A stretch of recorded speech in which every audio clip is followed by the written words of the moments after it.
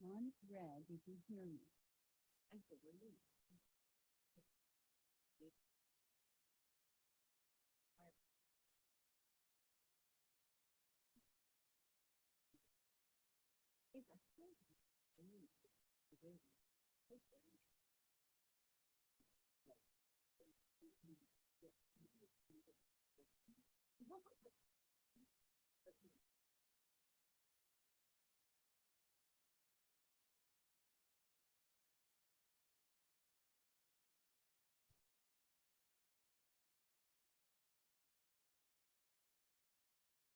Good evening.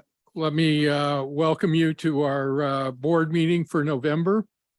Let me call the meeting to order. I hope you had a good Veterans Day and were able to celebrate Veterans Day and however you thought was appropriate. And are looking forward to Thanksgiving next week. Let me call the meeting to order here and do a roll call. Trustee Zuniga. Present. Trustee Griffin. Present. Trustee Land. Present. Trustee Dwyer. Present. And I am present. Let's do the Pledge of Allegiance. The superintendent could lead us. I pledge of allegiance to the flag of the United States of America and to the republic for which it stands, one nation, under God, indivisible, with liberty and justice for all.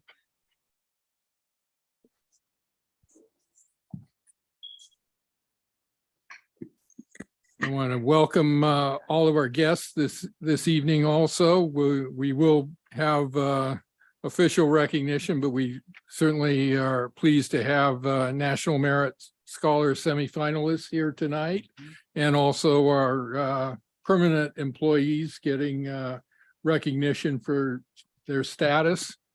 And we will have a chance to recognize them in just a few moments.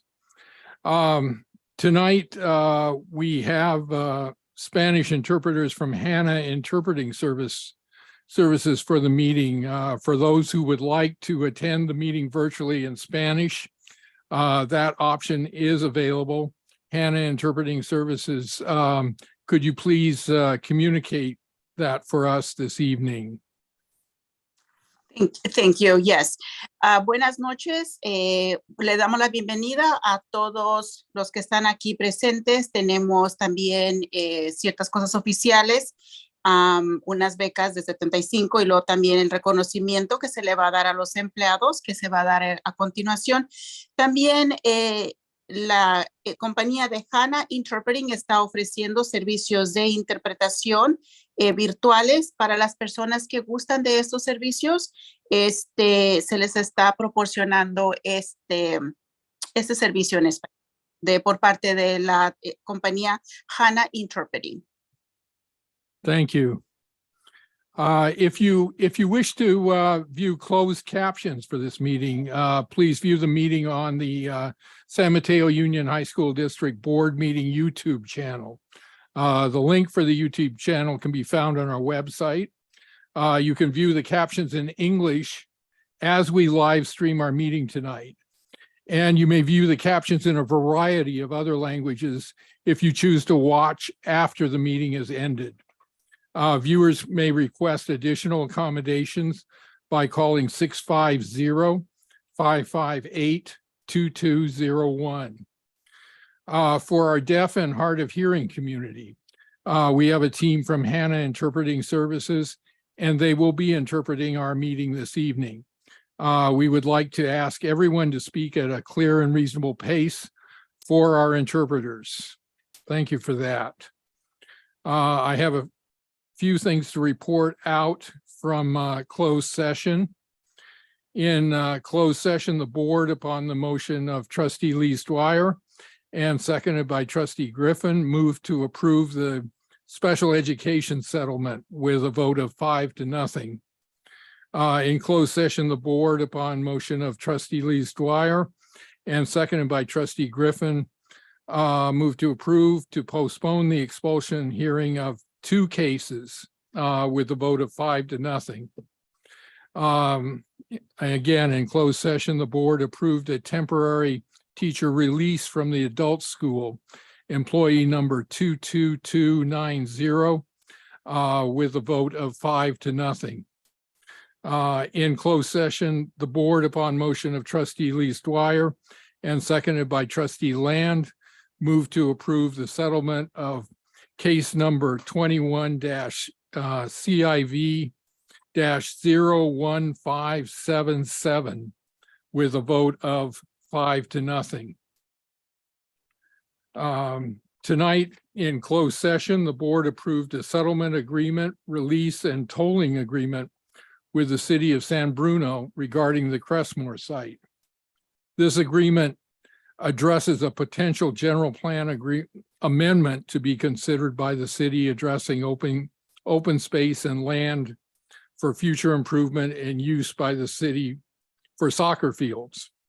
Under the agreement, the parties have agreed to defer any existing disputes over the interpretation of the city's existing general plan until the general plan amendment and private development of the Crestmore site is considered by the city council, and to permanently set aside any disagreement over that issue if the amendment and private development is approved in accordance with the terms of the agreement. The board voted to approve this agreement unanimously. So I think that takes care of closed session. So we have public and governing board comments coming up. If you are joining us in person and you wish to make a comment about an agenda item or during the public comment section right now at the beginning of the agenda, please fill out a request to address the board form and submit it to the secretary. This form should be given to the secretary before the agenda item begins. If you are joining us virtually, use the raised hand feature on Zoom to be recognized.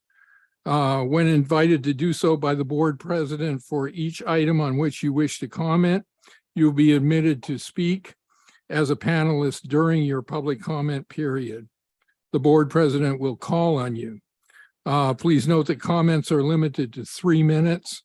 The board president may increase or decrease the time allowed for public comment, depending upon the topic and number of persons wishing to be heard. Do we have any public comments on non-agenda items at this time? We do have someone with their hand raised, Mr. Swire. I will bring him in now. Sure.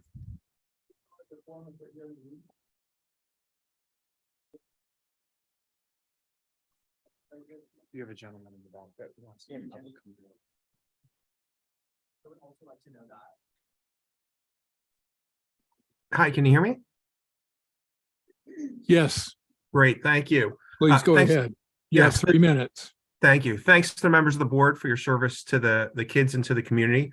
My name's Mike Swire. I'm the proud parent of 2 Bearcats in 11th grade. Over the past few years, as an advocate with the Silicon Valley Bicycle Coalition, I've worked with the city of San Mateo on making the streets safer for kids that want to walk and bike to school. The good news is that a year ago, the city approved lower speed limits around 34 San Mateo schools, including several district campuses. Speed limits will fall to as low as 15 miles per hour, decreasing the frequency and severity of crashes. The city hopes to complete this project in the next year, and I'm sure I don't need to explain to you the importance. I don't know if you saw that yesterday a Mills High student was hit next to campus while riding his bike to school. Last I heard, he was being evaluated for head trauma, but it does not sound super serious, but I am in touch with the parent. Over the last 12 months, I've completed a Safe Routes to School fellowship with the County Office of Education. Working closely with city staff, we've identified high danger conflict points and remedies around San Mateo High and College Park Elementary. After months of meetings and walk audits with students, parents, teachers, and administrators, and thousands of dollars in taxpayer expense, the city and its safety consultants have identified a host of improvements. Last month, the city implemented a quick build project shortening the crosswalk distance and improving pedestrian visibility on Poplar at El Dorado. They also installed temporary posts to slow down drop-off traffic at College Park. Initial feedback has been very positive. The second project involved installing temporary plastic posts or bollards on Delaware in front of the San Mateo High driveway in order to restrict left turns into and out of campus.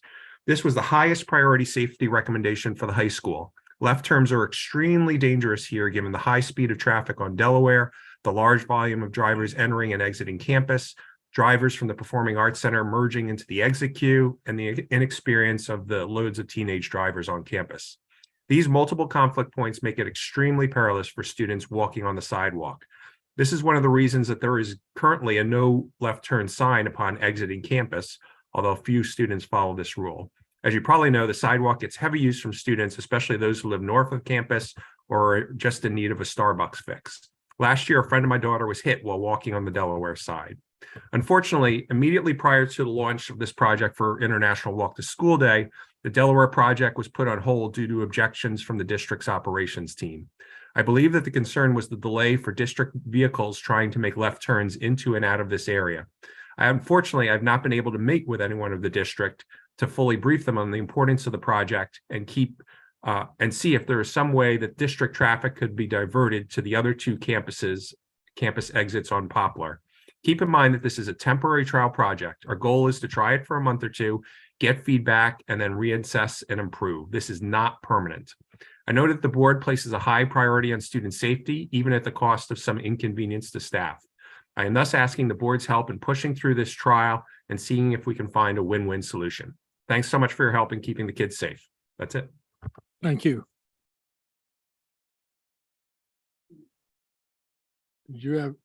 Are there other?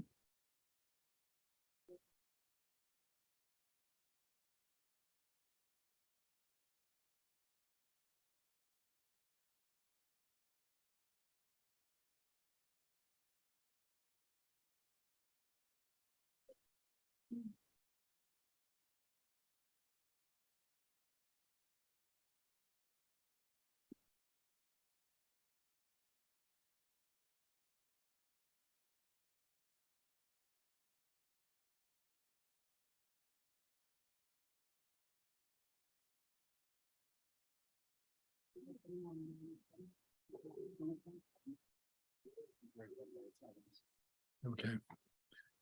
Okay. There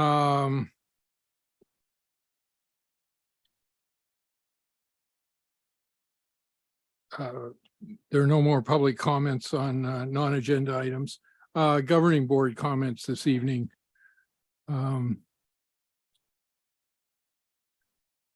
Trustee Dwyer. Okay, it's wonderful to see so many people here tonight, and especially the students and their families. So thank you very much for coming to this meeting.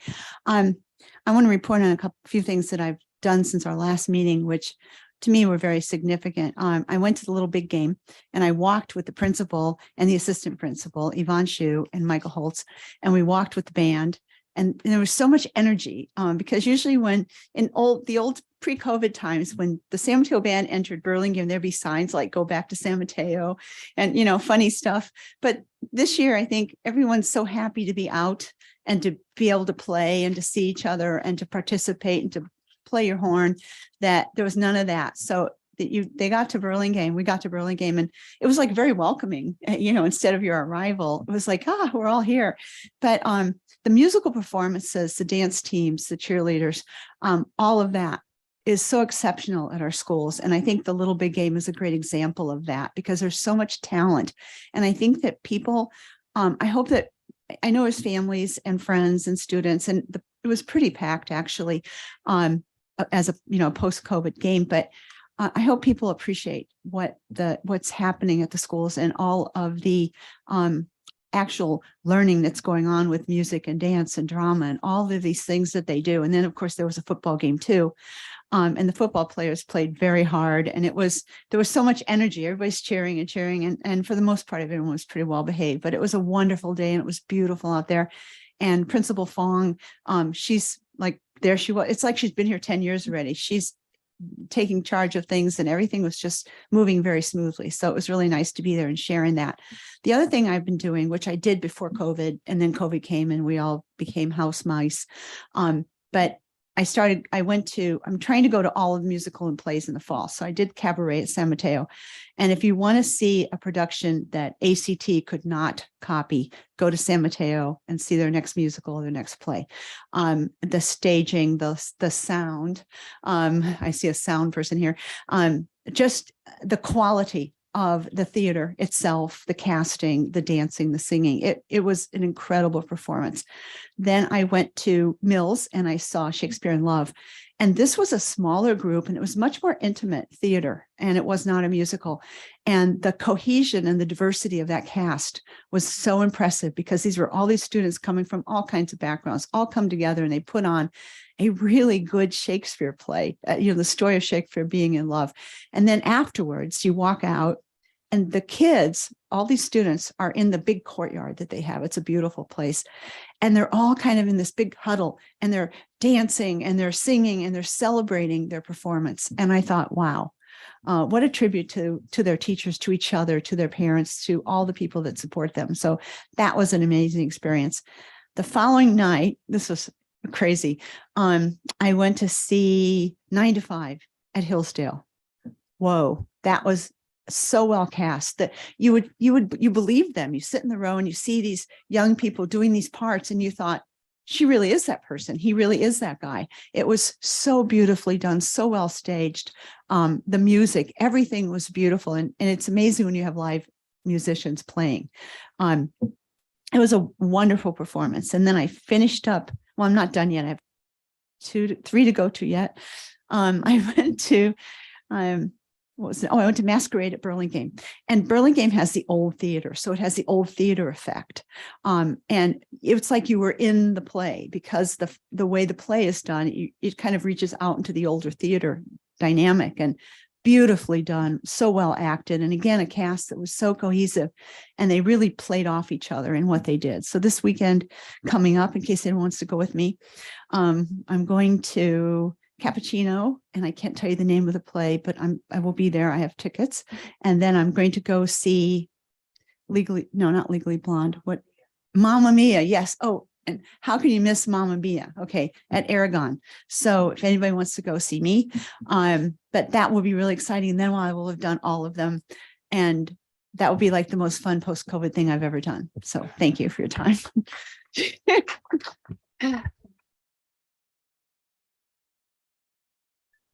Mr. Griffin. Boy, I feel like a real hiker from hearing your report. Anyway, welcome. Hey, I've got tickets. Welcome. And the last time we were there together was Matilda pre-COVID at San Mateo. So that was a great one. Anyway, I don't have nearly the length of a report. Last time we saw a crowd like this had to do with angry people on both sides of a single issue. So it's nice to see everybody here celebrating and being happy. I too attended the San Mateo Burlingame football game and ran into my colleague and her spouse and enjoyed myself and found myself I stood on the in the end zone talking to a buddy of mine from Burlingame. And I never thought, I mean, the guy's been a buddy forever, and I never thought I'd find myself there, you know, just enjoying the game. But there was a lot of good spirit. It was a very competitive game through halftime, but I think everybody enjoyed themselves. So, and I will try to find a play if I can find some time. So, okay. Thank you. Okay. Any other comments tonight? Greg? Yes. Did you call Go my ahead. name? Sorry. Yes, Greg, go ahead. Okay. First of all, I must apologize to everyone in the audience. This is one of my favorite meetings, actually to put together the tenure meeting and congratulating all the permanent employees and also the National Merit scholars. I wish I was there in person, but as you can see, I am in Yosemite.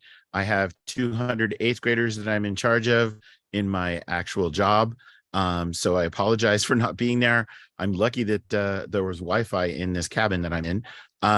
Anyway, I also got to see a little bit of the Little Big Game. I just have to say this thing. I saw Linda as well and her husband and just saw the energy that was going on, and it was just incredible. It is great to see this kind of post-COVID energy that's taking place in our schools, and I just thought that was amazing. Also, I wanted to say that Mike, I know I'm not supposed to comment on things that are not on agenda, but I do have some experience with bikers and incidents at my middle school, and I really hope that we can come up and put this on the agenda to address the safety issues that were talked about tonight in what he said. Other than that, I'm going to keep it brief. Thank you for being here, and it's great to see everybody, at least from my Zoom camera. Thank you. Trustee Zuniga. Thank you. First, I wanted to acknowledge the land that we're currently on, that we occupy is the traditional territory of the Ramaytush Ohlone people, who are the original inhabitants of the San Francisco Peninsula.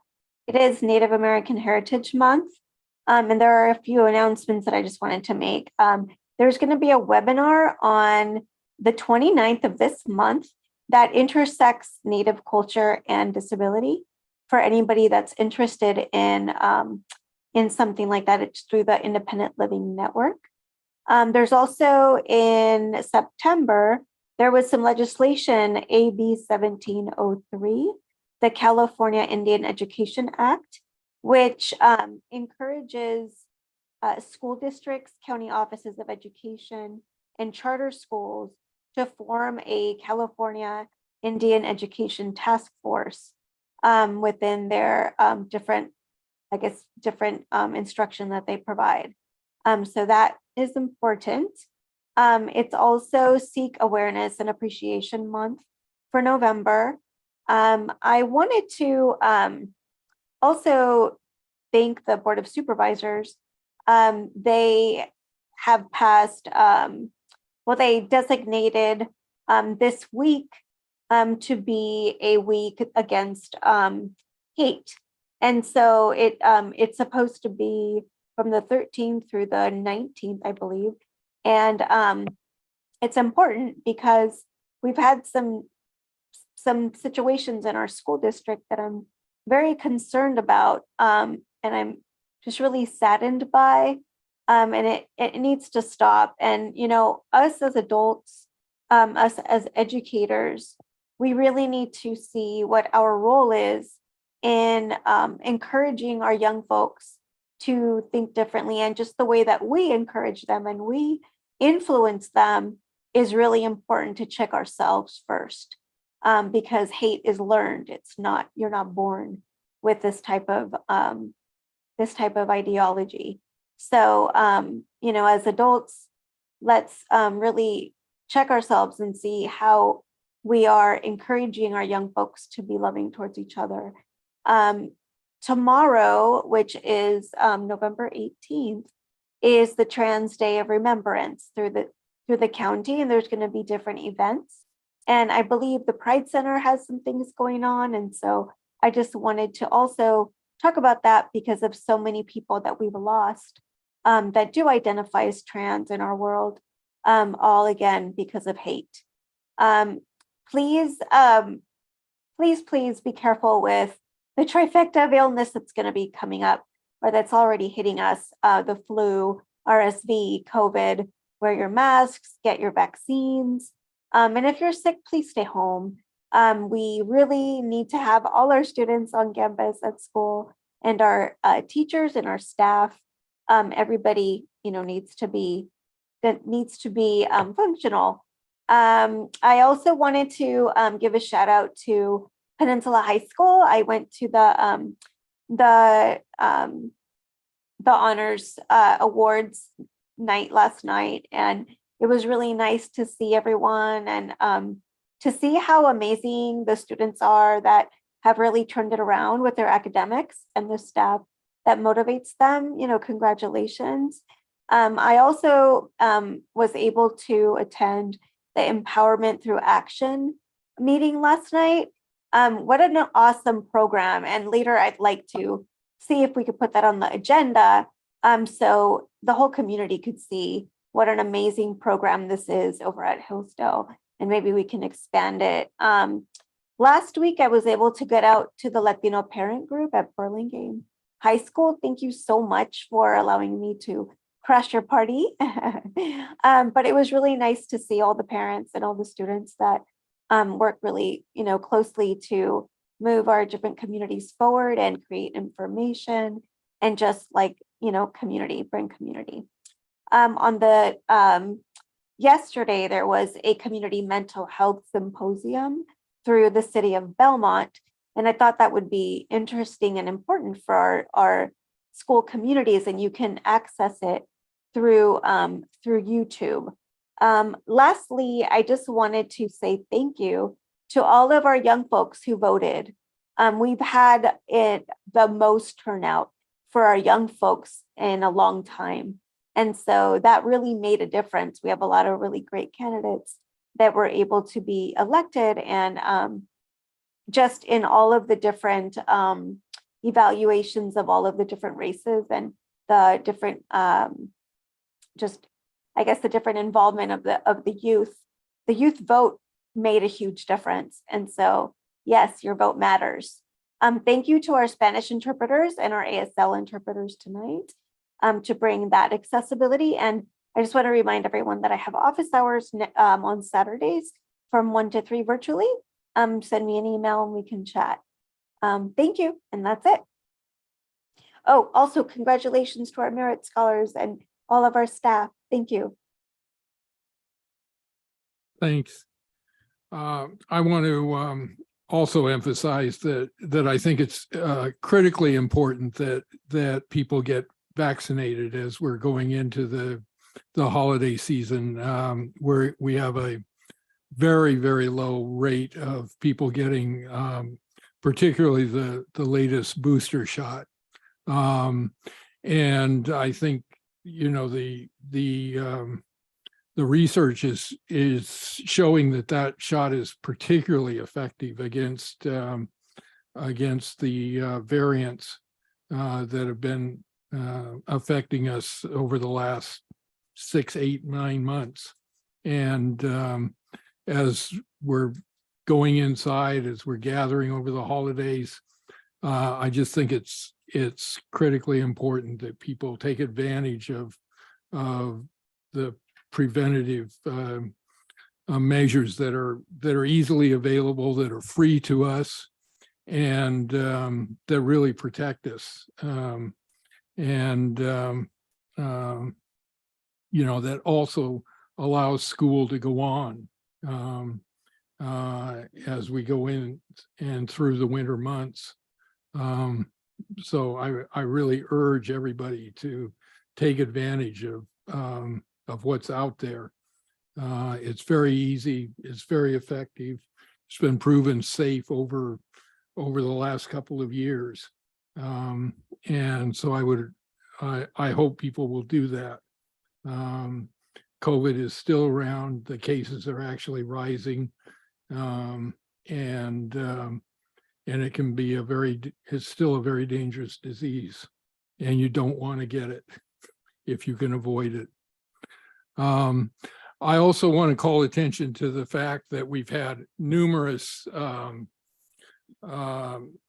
evidence of the effect of COVID on academic learning over the last 2 years. And we need to, we really need to dig in and make a special effort at recovering from this. The strength of the academic strength in the country and the state was not all that great in 2019, and it's gotten worse since then. So we're going to talk about later about some of the things the district's going to do to, I think, raise the profile of instruction and focus on instruction, and look at some of the things that we can be doing over the next year to increase our ability to focus on learning. And it's important that we really look at innovative things and how we can focus our resources on improving academic outcomes. Yes, this is a serious situation. It's been a serious situation for a long time. So those are my comments for the evening. Moving on, communications to the Board of Trustees. We have the county office review of the unaudited actuals for Design Tech High. Those are available on our website for your review if you would like to take a look at them. And now we can move to recognition. Superintendent Booker. Thank you, President Handley. I'm going to go up to the podium. Sure.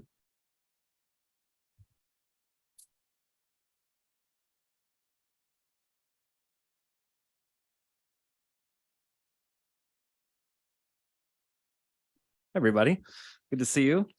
So this evening I have the honor, and I'm super excited to have our students and families joining us tonight. We're here to highlight and recognize academic achievement and student success.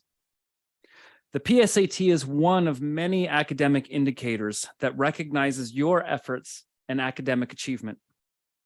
1.4 million juniors in nearly 21,000 high schools participate in the PSAT. And the National Merit Program Pool, which all of these students are a part of, represents less than 1% of U.S. high school seniors. This is an unbelievable academic achievement, and I'm so thankful that you're here joining us this evening. This is really the first time we've had students at a board meeting since pre-COVID. So I'm really thrilled to spend that time honoring and recognizing academic achievement, because when it comes down to it, we have a cajillion programs and all these services and everything we do across the district. But really what we're here for is academics, instruction, and learning. So thank you for being here. So on behalf of the Board of Trustees and district leadership, I want to congratulate and honor each of you. I also want to acknowledge your efforts and academic focus. It takes a tremendous amount of focus, especially in the last couple of years, to achieve what you have all achieved. And lastly, I want to thank your parents and families for helping you understand how vital it is to prioritize your academics and your education. And my hope is that you continue through San Mateo Union High School District and beyond to serve as lifelong learners. So with that, what I'd like to do is when your name is called, I'd like you to stand up and come over to Ms. Aquino. She's going to help you. She's going to present a certificate to you. And at the end, we'll give a big round of applause, and we'll be taking pictures throughout, and we're going to end the formality and all that kind of stuff. So again, thank you so much for carving out time. And I'm going to do my best to pronounce your names as correctly as possible. So if I really blow it, have some grace and send me an email later. Okay, so we're just going to go in alphabetical order, not by school or anything like that, because you're all a part of the San Mateo Union High School District family. So first off, it's going to be Puha Agaral. So come on up if you're, and if give him a round of applause. Why not? Come on. And I might be announcing some names of people that aren't here, and that's okay. We can clap for them too. Leo Cheng.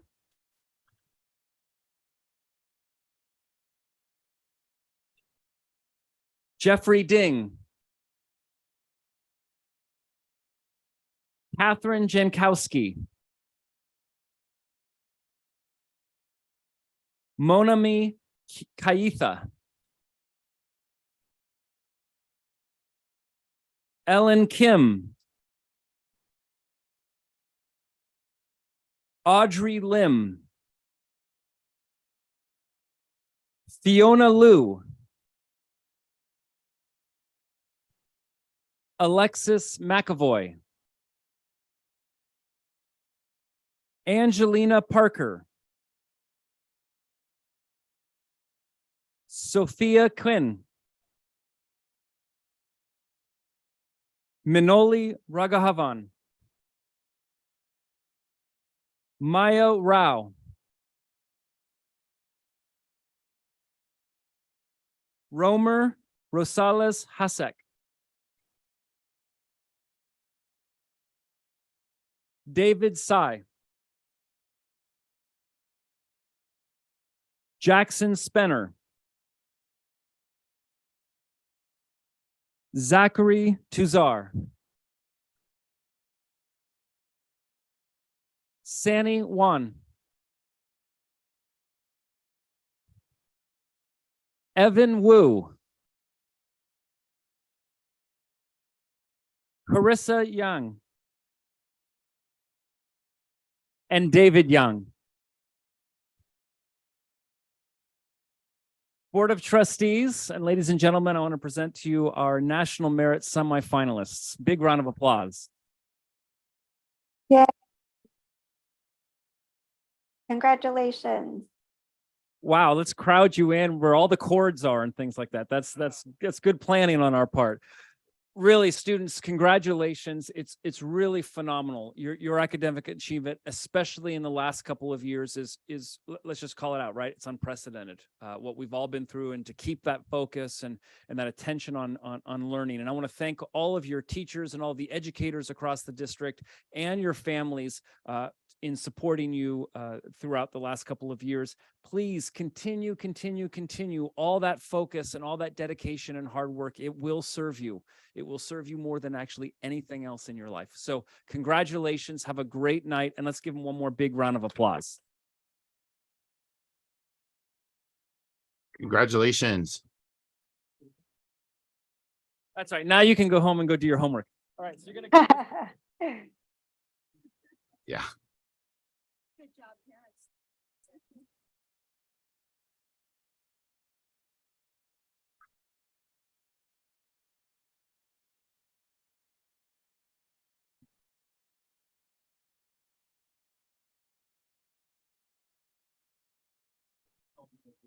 Yeah, is that okay with them right here? Yeah, okay, yeah.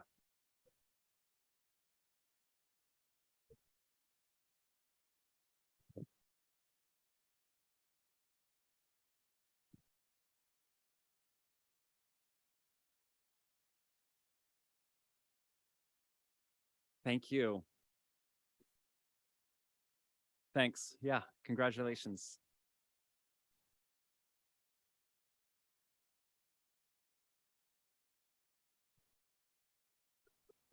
So President Hanley, I think we'll just wait a few minutes while people exit. Yeah.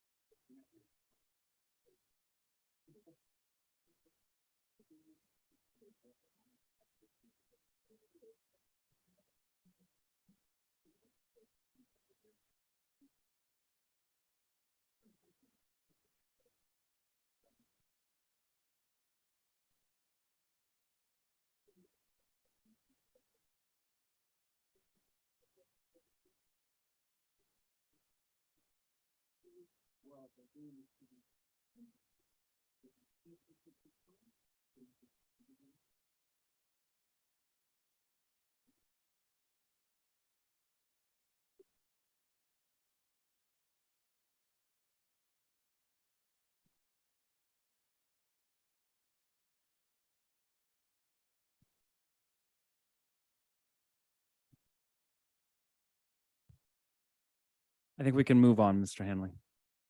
Okay, go ahead. Okay, so tonight I'm moving on to the next piece of recognition. We're here to honor and recognize, really celebrate our permanent employees. Yeah. There we go. So really, I am honored to recognize my colleagues who have earned permanent status. And on behalf of the Board of Trustees and district and site leadership, I want to thank each of you for choosing our district, our schools, and our students. I want to thank you first, really. Yes, we value the partnership and the importance of permanent status. Yes, we are making a commitment to your career and continued success as an educator in our district. And yes, we are signaling our investment in you. Each of you are a priority. But I also want to recognize that you are investing and prioritizing San Mateo Union. You are choosing this district as much as we are choosing you. As educators, there are many, many districts from which to choose. And I'm honored and thankful that you chose San Mateo Union High School District. And I'm thankful that we will be in a continued partnership, a continued investment in one another for many years to come. What I tell my principals is when we move people in status to permanency, it can be a 25-year investment, 30-year investment. And I've been signing all kinds of certificates for people who've retired 30 years, 35 years. So this is a tremendous investment that we're making in you and that you're making in us and our students.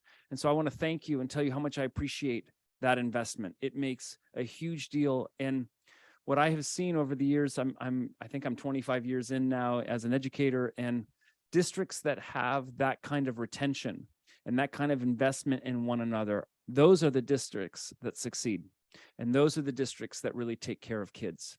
So thank you once again for investing in us and allowing us to invest in you. And so tonight I'm going to read the names and recognize all of our certificated and classified staff members, really our educators, who have earned permanent status here in the San Mateo Union High School District. We have many of you here tonight in the audience, and we'll celebrate you, but we also, I want to recognize, have many on Zoom that are watching remotely. So for those of you who are on Zoom, how you doing? Good to see you, and thank you for joining us. Okay, so like I said to the students, I'm going to do the best I can with names, and if I butcher it, I'm so sorry, and email me your complaint tomorrow. Okay, here we go. George Atkins. Let's just give rounds of applause for everybody. And it's a long list, but why not? Victoria Alhada, Alexa Allegre, Michael Allen Jr., Carlos Figueroa, Leah Asunama, Jacoby Ayala, Jessica Azer, Jessica Beglitzoff, Devin Bisquera, Elizabeth Katanyag, Yi Sang Cheng, Naida Chavez Solorazano, Brian Chenault, James Chiapari, Adrian Colmenares, Nicole Coda, Sandra DeLosa, Jade Diaz, Delvani Dozer Mims, Brett Fuckman, Violetta Fowler, Jessica Frankel, Kimberly Fung. Oh, I've got 2 more pages. This is how awesome this is. Yeah, I know. Yeah, if you're here, come on up. I don't know who's been here, who's not. Come on up. All right. Julio Garcia Salazar. Richard Gonzalez. Greg Griffiths. Adrian Guillory. Eduardo Guizar. Luis Goularte. Alana Hasselbach. Andrew Haas. Patricia Heron. Susie Hidayat. Stephanie Hironoka. Russell Horton. Nicole Howes. Jonathan Sue. Joan Geronimo. Hillary Himania. Khalil Johnson. Donna Kraus. Awesome. Yay. I love it. See, you show up to a meeting and this is what happens, right? Lost my place here. All right, here we go. Shu Zane Quang. Nicole Lal. AC Lasaint. Linda Lee. Ariana Ledesma Infante. Rita Lehner. Michelle Lemire. Deshaun Locke. Selena Lovelace. Oh, yeah, there we go. Give me a high five. There you go. Lucy Lonesberry. I know Lucy's here. Yeah.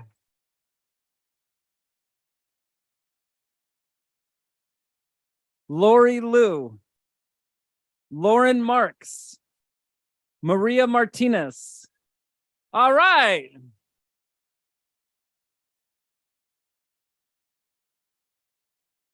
Andrea McFarland. Brianna Morales. Greg Moretti. Andrea Mosqueda. Eshawn Neighbor. Brooke Nelson. Aaron Oliveira. Lisette Ortiz. Angela Pereda. Menu Patia.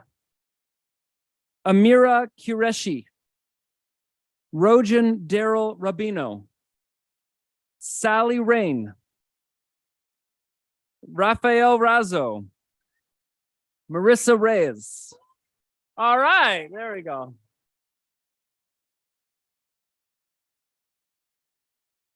Elena Reyes.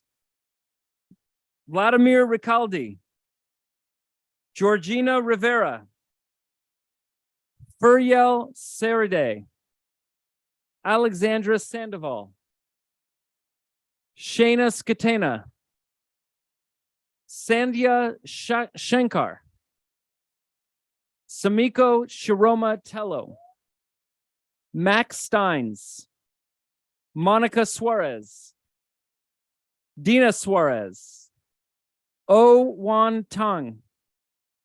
Tatiana Tello Loisius. Jean Tom. Jordan Trailer. Leslie Trevino Escoto. Shannon Vacaresa. Zachary Wood. All right.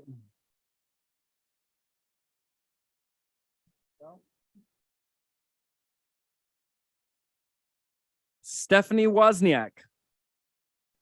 Stephen Yan. Kent Ewan. And Lisa Cepeda. That's all of them.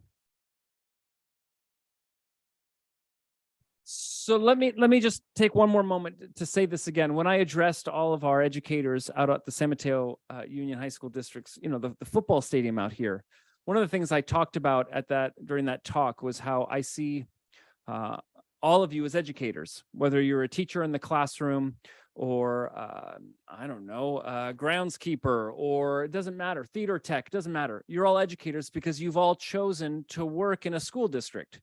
Right? You could actually choose to work anywhere in the world, anywhere you want, and yet you've chosen San Mateo Union High School District. So again, like I said earlier, thank you so much for investing in us. I'm really excited about our partnership over the years. I plan to be here a long time. I hope you do too. And so let's continue to partner. Let's continue to educate the heck out of these kids and have a great rest of the year and a great 30 years, right? Whatever it might be. So thank you again for coming tonight. Thank you for those who participated on Zoom tonight.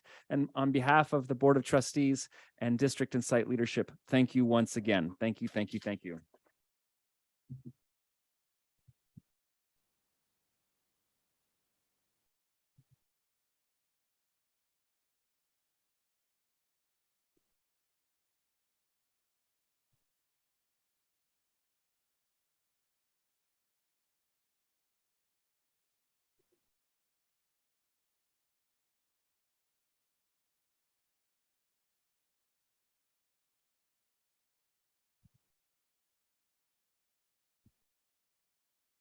Thank you again. Thank you all for coming down tonight.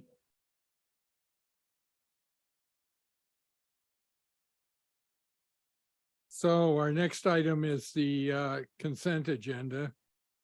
I move approval. And I would like to pull 19 and 20, and we have a request from a member of the public to pull K 23. Yes. I'll second, and I was going to pull 23 as well.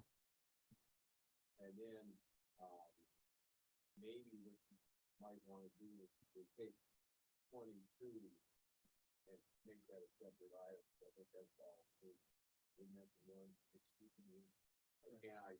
Is that okay? You just don't vote on it. Well, yeah, but it's the whole, if you put the whole consent agenda out, it's one item like. Oh, you'd be voting on yourself. Is Bob's mic on? Sorry. No, it's, Okay. no, it's not. We could pull that. We could pull that and then we'll vote on it. Vote separately on 22. Since Bob doesn't want to vote on for himself, but he could. Okay, well, this, I don't want to muddy up the water any more than it's already muddied, so It's up just to you. leave it the way it is. He can vote for himself, doesn't matter.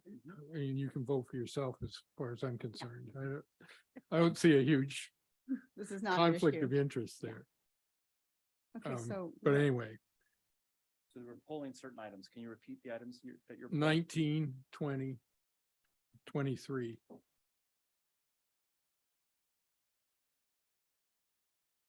Okay. So,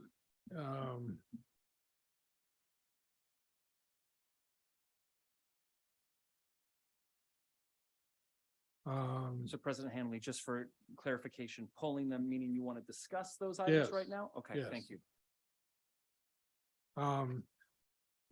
So I guess I had the same, let me just take them in order. Yeah. So 19 and 20, I had the same question on. The cost of this is of both these items is basically doubling. And it wasn't clear to me exactly why that was going up so quickly. We have Mr. Lee we can promote. Mr. Lee, Yeah, answer some questions. yeah. Can we, either Yancey or Todd, one or the other?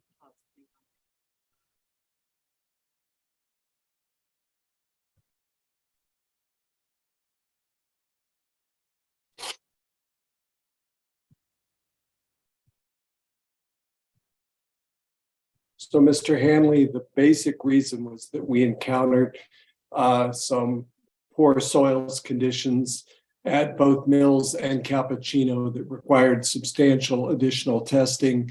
And then we had to export the bad soils and import engineered fill, which required additional testing to make sure the fill was clean and suitable, and also to make sure that the fill was properly compacted when it was placed.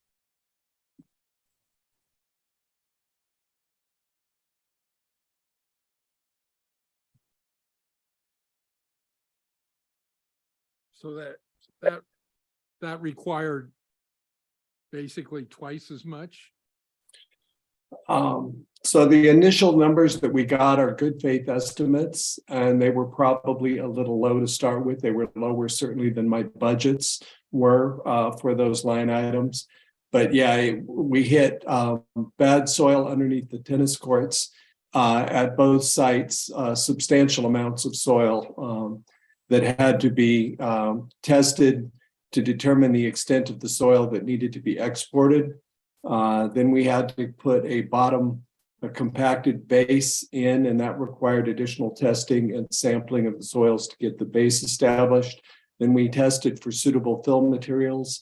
It's all DSA required testing. Okay. Okay. 23, Mr. Cavioli, am I pronouncing that right? Cavioli. You requested K23 be pulled. You have 3 minutes for a comment. Yeah, maybe just a clarifying question. From how I read it, and hopefully I didn't read it incorrectly, is I think we all appreciate that we meet in person like we just had here, and we're all celebrating, people here and the fact that we're meeting in person, post-COVID and all this stuff. And it looked like that was written to maybe change that and go back to just Zoom meetings only or something. I don't know if I hope that's not the case. No, it's not a change. It's the same thing that's been going on for months. It's not a Okay. change.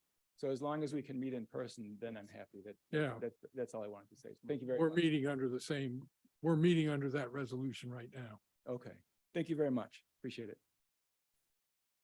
Greg, you had a comment? Well, very similarly, the question was really, when I read it, it implied that we were going to go back to virtual. And so I'm a little confused because we did pass a resolution like this that kept us in this hybrid mode. So my question is, why do we need this resolution? I think we've already established that we're going to be in hybrid. Is there a specific reason why we had to pass this resolution tonight on consent? I'm sorry, did we change the resolution? No, it's the same resolution that I was told we have to do until January 2023 in order to have some of our members virtual like we do now. Yeah, the resolution I'm has to sorry, be passed I didn't every hear that. 30 days. Every 30 days. Is that the requirement? That's the Yes. requirement. It has to be Okay. passed every 30 days. That's the clarification that I wanted. Thank you. And Yeah, the purpose is to allow people to participate via Zoom at Correct. this public meeting. Correct. Nothing is changing. nothing's Right. changed. It just It has just- to be renewed every 30 days. Should we It was clarify just that? It was just very confusing based on the now for be it resolved. It was pretty much, then we're going to go virtual is what I interpreted from how it was read, how it read. No, nothing has changed. It just, the law requires that it be renewed every 30 days. Okay, thank you. President Hanley, if it's not, if it's confusing, maybe we could put something, on that item in the agenda saying that we have to renew every 30 days. That way there's no question. An explanation when the agenda is Mhm. published. That's a good idea. But we're using the legal language, so we're fine with Correct. that too. You could do a short board memo that just says Yeah. this is being So people would know. renewed. That's a good idea, Ligia. Okay. So there's a motion And a second. and a second to approve the entire consent agenda. How do you vote? Trustee Zuniga, Aye. trustee Griffin, Aye. trustee Land, Yes. trustee Dwyer, Yes. and I vote yes. So the consent agenda is approved. Moving on to regular reports. Report of the superintendent. Thank you, President Hanley. So I have a few comments to make. First of all, I want to welcome Robin Clemens as our new CSEA president. James Brock has resigned from the district after 13 years. So I want to congratulate James, thank him for his service, not only at Burlingame High School, and across the district. But as CAC president, it's been wonderful to get to know him over the last several months. And I want to thank him for his leadership as president. I met with him monthly with the rest of CSCA leadership. And Robin Clemens, you'll meet shortly via Zoom, is now our new president, and I look forward to working with Robin as well. I'm also here. I'd like to introduce Josh Grush, our new auditorium manager. He's here tonight. He's homegrown. Yeah. I want to say a little bit about him first. He started working in theater at the age of 9 at North Shoreview Montessori School in San Mateo. In middle school, he learned lighting and operated a light board for school shows and events. And as a freshman at San Mateo High School, he was already experienced and skipped 3 levels to be the light board operator for his very first San Mateo High School production, Once on This Island. He was the stage manager for an unprecedented 2 shows as a junior for The Importance of Being Earnest and Gypsy in his senior year. And at the age of 16, he was hired as a student stagehand. He studied technical theater at Foothill College and has designed lights for shows, including Nutcrackers, dance recitals, Mateo Motion, Matilda, 13 the Musical, and more. Our general manager of facilities use, Charlie Royce, who's with us tonight, has worked with Josh on shows since his freshman year and says, I've seen Josh handle situations better than people twice his age. In January of 2020, he became one of our full-time auditorium technicians, and he's been our interim auditorium manager since September of 2022. So I want to welcome you into this new role. So congratulations and come on up. Yeah. I just want to say thank you for the opportunity. Really looking forward to working with everybody for coming years. And I really want to give a special thank you to Charlie Royce for giving me this opportunity, mainly pushing me to get to this point. So thank you. Congrats. Congrats. Yeah. Miranda, can I make a comment? Can I make a comment? Sure. I went to the first musical that you worked at the high school. Oh, really? Yeah, yeah, yes. So I just want to say, wow. I really look forward to you being with us and doing this work because it's so important to so many students and to all the people, all the families. So that's really cool. And I want to acknowledge James Brock because James Brock went to school with one of my kids, and he was a Burlingame High School kid. And he started, I want to say he started as a utility worker. He started in this district quite a while ago, well, 13 years, but always just hands-on, hardworking, looking out for the students, the best interests of the students and the campus, and with all the work that he's done. And I know that the economy and trying to buy a house here is really, really hard. You're going to make it, don't worry. But so I think that this move is really driven by the economy. Yeah. Otherwise, James Brock would still be here. And that's not a good thing to say about what's happening in this country at this time, but he did a great job for us. Yep. So thank you. And I have one more announcement. We've got some ribbon cuttings coming up. Our board and members of the community are invited to ribbon cuttings to celebrate the completion of construction at Cappuccino's and Mills sports complexes. Cappuccino's event will be held on Monday, November 28th, and Mills event will be Thursday, December 8th. Both events are from 4 to 5 p.m. We ask you, or we invite you to attend because you can then be the first to see our school's new baseball, soccer, softball, and multi-purpose fields and new tennis courts. The district wishes to extend its gratitude to the voters and taxpayers of our district for their support of Measure L, a $385 million general obligation bond to make improvements to facilities across the district, including those made to Cappuccino's and Mills sports complexes. So big thanks and looking forward to that event. Thank you. Thank you. So next item is report of the District Teachers Association representative.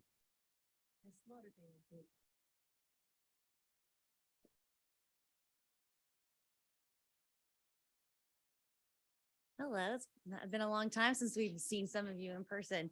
Hello, President Hanley, Board of Trustees, Superintendent Booker, and district leaders. It's my great pleasure to celebrate our new permanent status members this evening. Educators go through an extensive evaluation process to get to this point, and it truly deserves celebration. It's an honor to work for the school district, and it's a real accomplishment to reach and earn permanent status. I agree with Superintendent Booker. This is an investment. It's an investment in our students, our district, our community, our family. It's my greatest joy to work in partnership with the district as we invest in each other. I forgot my permanent markers are on my seat. But as a small token of our appreciation and support, each of our new members will receive permanent markers for permanent status. Congratulations to our amazing educators. We appreciate the district creating positions that support the teaching profession and that align with the district's equity, vision, and mission statement. We're especially excited at the opportunity for a certificated member to coordinate the student board council. It is so exciting for students to have the opportunity to learn about educational structures and the importance of school boards. We hope that it encourages our young humans to run for school board positions in the future. After an election cycle where 3 open school board seats ran unopposed, we hope this process can help our amazing young people see themselves in positions of power and influence in a way that supports the social justice issues that are important to them. We're very excited to hear from our thoughtful and knowledgeable colleagues, Ms. Zink and Mr. Zozos, as they present the new U.S. History course of study. They shared their draft with our Social Justice and Equity Committee for feedback, and we appreciate their willingness to reach out to other experts, including the students on our committee, to ensure their course of study directly aligns with the district's equity, vision, and mission. We are encouraged that the course of study validates, respects, and honors students' unique backgrounds and interests and identities by going past the dominant white heteronormative narrative to include other voices and experiences. The narratives, suggested topics, and essential questions create space for students' identities to be seen and feel belonging in the curriculum and our classrooms. There are many opportunities to center the stories of resistances juxtaposed to the oppressors, which is something that has been missing from history curriculum across the country for decades. The proposed thematic questions demand deep and critical thinking around multiple perspectives and the analysis of movements, resistance, and advocacy. Our structures, systems, community, classrooms, and society will benefit from our students learning U.S. history under the proposed course of study. Thank you so much, and I hope you all have a wonderful fall break. Thank you.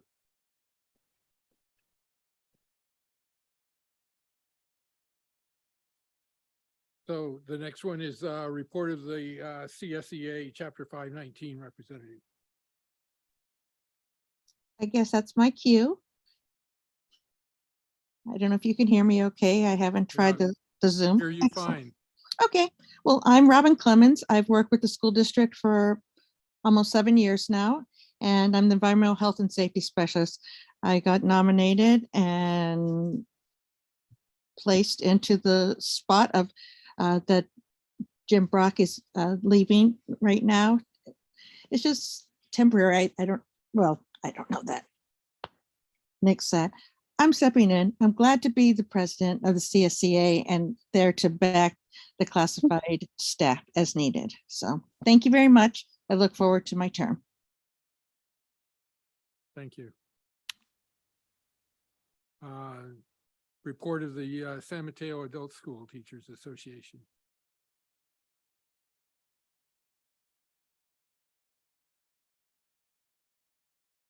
Okay. We can move on. Special reports and appearances. Our first item is Spotlight on Student Learning Instructional Leadership Initiative. Thank you, President Hanley. So this evening, I want to point anyone participating on Zoom or in the audience to take a look at the agenda, and then there's a board memo on the agenda that outlines our instructional leadership initiative. And before I dive into some of the details, and I know President Hanley made some initial comments during his opening welcome. Really, the basis of instruction is why we're all here. It is the importance, it's the critical role that we all have as educators to ensure that our students learn, that our teachers teach, that our focus is on academics. And I'll have to say, and this was in my previous district as well, COVID in many respects sidetracked that, to no one's fault. We had such a focus over the years on the health and safety of our students and our educators, our colleagues, our families, that oftentimes academics became a challenge, whether it was online learning or Zoom or, masks and all those kinds of testing and all that kind of stuff. It was a real challenge. But we find ourselves in an environment now where I would argue we need to double down our efforts and really look at instruction with a critical eye. And that critical eye, as I've been here now 4 months, and I think best practice will show across the nation really, is a focus on our site administrators serving as instructional leaders. We all know coming into the gig of being a principal or an assistant principal that your focus can be pulled. It can be pulled to the management of schools, to the everyday tasks, to supervising dances and football games that we just discussed, to dealing with discipline, working with families, making sure the facilities are kept up. The multitude of making sure, as I call it, that the trains run on time. And that is a very important piece of being a site administrator. We want the trains to run on time. We don't want chaos in our schools, but we need to find balance. And while I believe, and what I've seen over the last 4 months of being here, the trains run on time really, really well, exceptionally well for a school district our size, for the cultural differences we have across all of our comprehensive and continuation schools. Each one of these schools has its own culture, and I'm proud to say that. I'm proud to be able to witness that as I go on to campuses. And at the same time, we need to make sure and set the expectation that our site administrators, first and foremost, are instructional leaders, not managers. And this is why they all, and I would say myself as well, why we got into administration. None of us got into administration to supervise dances. Yes, that's part of the gig. We do that. But more importantly, it's to be in classrooms and working with fellow educators to improve the educational lives of students, to ensure that students succeed, that they thrive, that they all graduate, that they meet their academic potential. Yes, we want them to meet their social and emotional potential, absolutely. But we're an educational institution first. And so I'm asking and putting together a plan that the district talk about investment, as we did earlier, that we invest in our site administrators as educational leaders. We look at, and this is very obvious, we've done presentations already this school year for the board and the community. We're witnessing our predictable student performance outcome trends. Some of them are exceptional, some of them are not. And I say predictable because some of our predictable student outcome trends we're seeing not just in San Mateo Union High School District, but across the state and across the country. And it's time that we take serious and significant steps to break those trends. I'll be looking at some of the areas like graduation rates, CAS performance results, EL proficiency progress, discipline, UC A through G eligibility, attendance, and many of our survey data metrics like our Panorama survey, our California Healthy Kids survey and such. We've given already reports to the board on on-track status and discipline and attendance data. And I've pushed our site and district leaders to be extremely explicit about where we have successes and where we need to improve. We need to be a district that calls out our areas where we need to improve. Because if we're not calling it out, if we're not demonstrating it publicly, then there is really no call to action. We're not holding ourselves and allowing the community to hold ourselves accountable for improvement. And so I'm looking to present an instructional leadership initiative that addresses, like I said, site administrators as instructional leaders, that they acknowledge and identify predictable student performance outcomes, that we're vocal about it, that we don't sweep it under the rug, that we talk about it at every time we get together. We have a spotlight on student learning at every single board meeting where we'll talk about this, that we establish this culture of instructional leaders where we set expectations for our principals and assistant principals to be or to see themselves and to act as instructional leaders. Not only with that expectation, but we have to give them the time and the training, and then we need to hold them accountable. I'm asking that the board holds me accountable for this work as well. So expectation, and as I write in the board background here, every board, cabinet, council, principal, and assistant principal, when we're holding these regular meetings, we agendize an item called the Spotlight on Student Learning, where we highlight and present areas where we celebrate student success, like we did tonight with the National Board Merit semifinalists. But we also call out areas where we need to grow and improve. And then additionally, we outline tangible steps that we'll take to address that area of growth. And that's what I've asked district staff, Dr. Black, Mr. Scatena, and others have come to the podium so far in these first 4 months, where we've outlined those areas of celebration, where we need to take some steps and some tangible goals on how we're going to do that. Tonight, though, when you look at our personnel agenda and things like that, you're going to see topics where I'm looking to provide our principals and assistant principals with time. I can't ask them to be the instructional leaders we need them to be, we require them to be, without giving them time. They can't wear that many hats and then think magically they're going to be able to carve out time to be in classrooms and work closely with teachers and identify students that are in need of support. We need to give them time to do that. So we're developing plans and proposals. Some of them are in front of you tonight to shift the day-to-day management responsibilities away from principals and assistant principals in order for us to expect and provide additional opportunities for them to spend time with our educators in classrooms, engaging in instructional rounds, partnering with our instructional lead team, collaborating with teachers to develop an instructional framework. That's something President Hanley and I have talked about, and to develop strategies to address and disrupt our predictable student performance outcome trends. And I'll just share with those watching on TV, those in the audience, when I interviewed for this position, one of the biggest questions that came up over and over from the board was, how was I going to disrupt these predictable student performance outcome trends? That the board was specifically looking for ideas for disruption, that we can no longer sit back and say we're good enough. We need to be better. And I know our educators and our site administrators and our district administrators, we all feel the same. We are all part of a continuous improvement model. We know we can get better. We want to be better. That's not to say we're terrible or deficient or wrong. None of those things. We're really, really good, but we can get better. So we need to provide time. We also need to provide training. We're going to work with the instructional lead team to develop a continued professional learning plan that focuses on supporting principals and assistant principals in their efforts to be instructional leaders. Additionally, the instructional lead team will develop an instructional framework. That's going to take time, but we're committed to that, to support principals and assistant principals working with teachers in classrooms in their instruction. And then lastly, and just as importantly, accountability. We're going to require our site and district level administrators, myself included, to identify site level or district level predictable student performance outcome trends.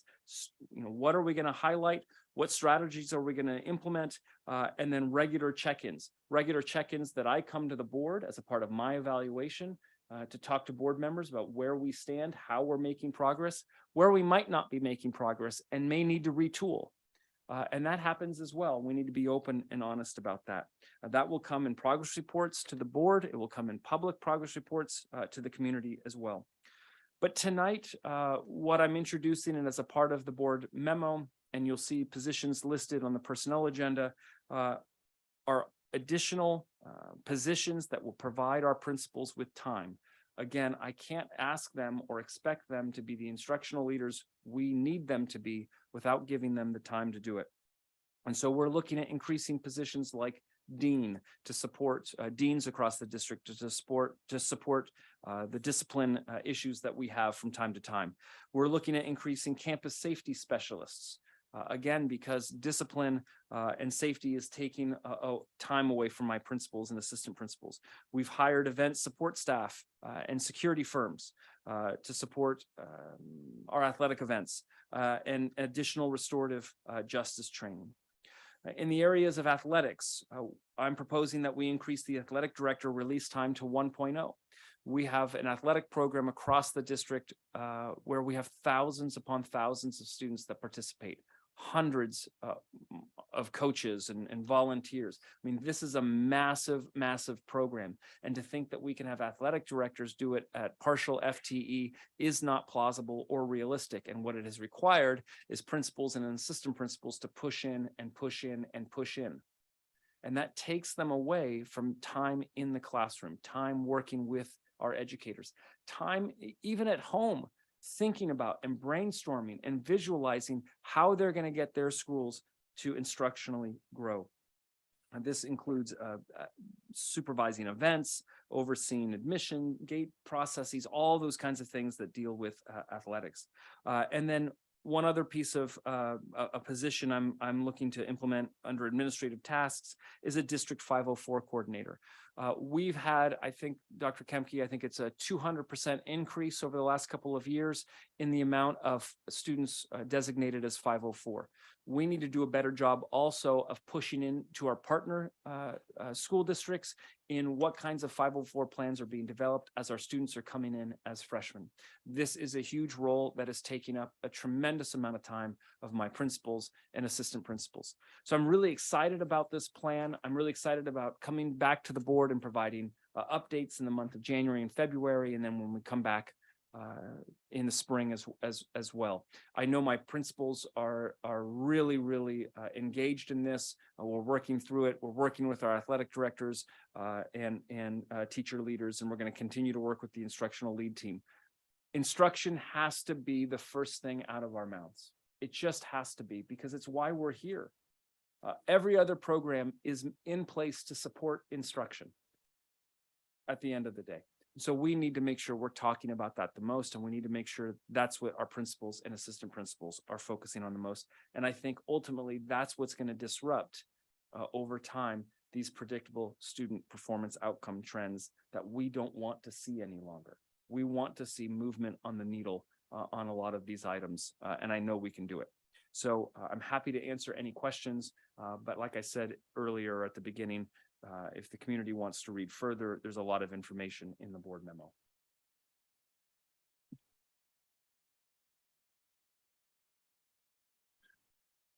Okay, I have a comment. We're going to take comments? yeah. Before we go on, are there any public comments on this? Okay. Let me start with board comments. Are there, I'm looking for, does anybody want to start? I'll start. She had the first. Go ahead, Lynn. Okay, so, thank you. I went through and I read the proposed what you would like to do in order to give site administrators more time and all the different positions. Okay. I think that we had deans some time back, and I think the return of the dean is a good idea. The campus safety specialist, again, I think it's very important. I think these are important positions and we need to have them. The event support staff and security firm, I've actually observed the security firm that we're using, and I would say we need another one, or we need, that the behavior is not appropriate. That's already in progress. Okay, and I would say that we should look at our own campus safety specialists to see whether it makes more sense, because we're really focused on restorative justice and how we approach students and how we manage things. And so if we have our own people do it, and maybe some very well-known people to the site administration who know the campus, know the students, know how we treat students and the dynamic. For example, the Little Big Game, we had a number of police officers because they like to go to the game. So we had San Mateo Police and Burlingame Police there, very well represented, walking around. Everybody was excited, so it wasn't, there was maybe a little mix up at one spot, but otherwise it's really good. But the outside people weren't connected. They're not connected. And I think we really lose when that happens. And I want to assure you, Trustee Dwyer, that we are continuing to use internal staff as well. So it's a combination. Really, outside security serves as an extra pair of eyes and ears. Those football events especially, it's spread out.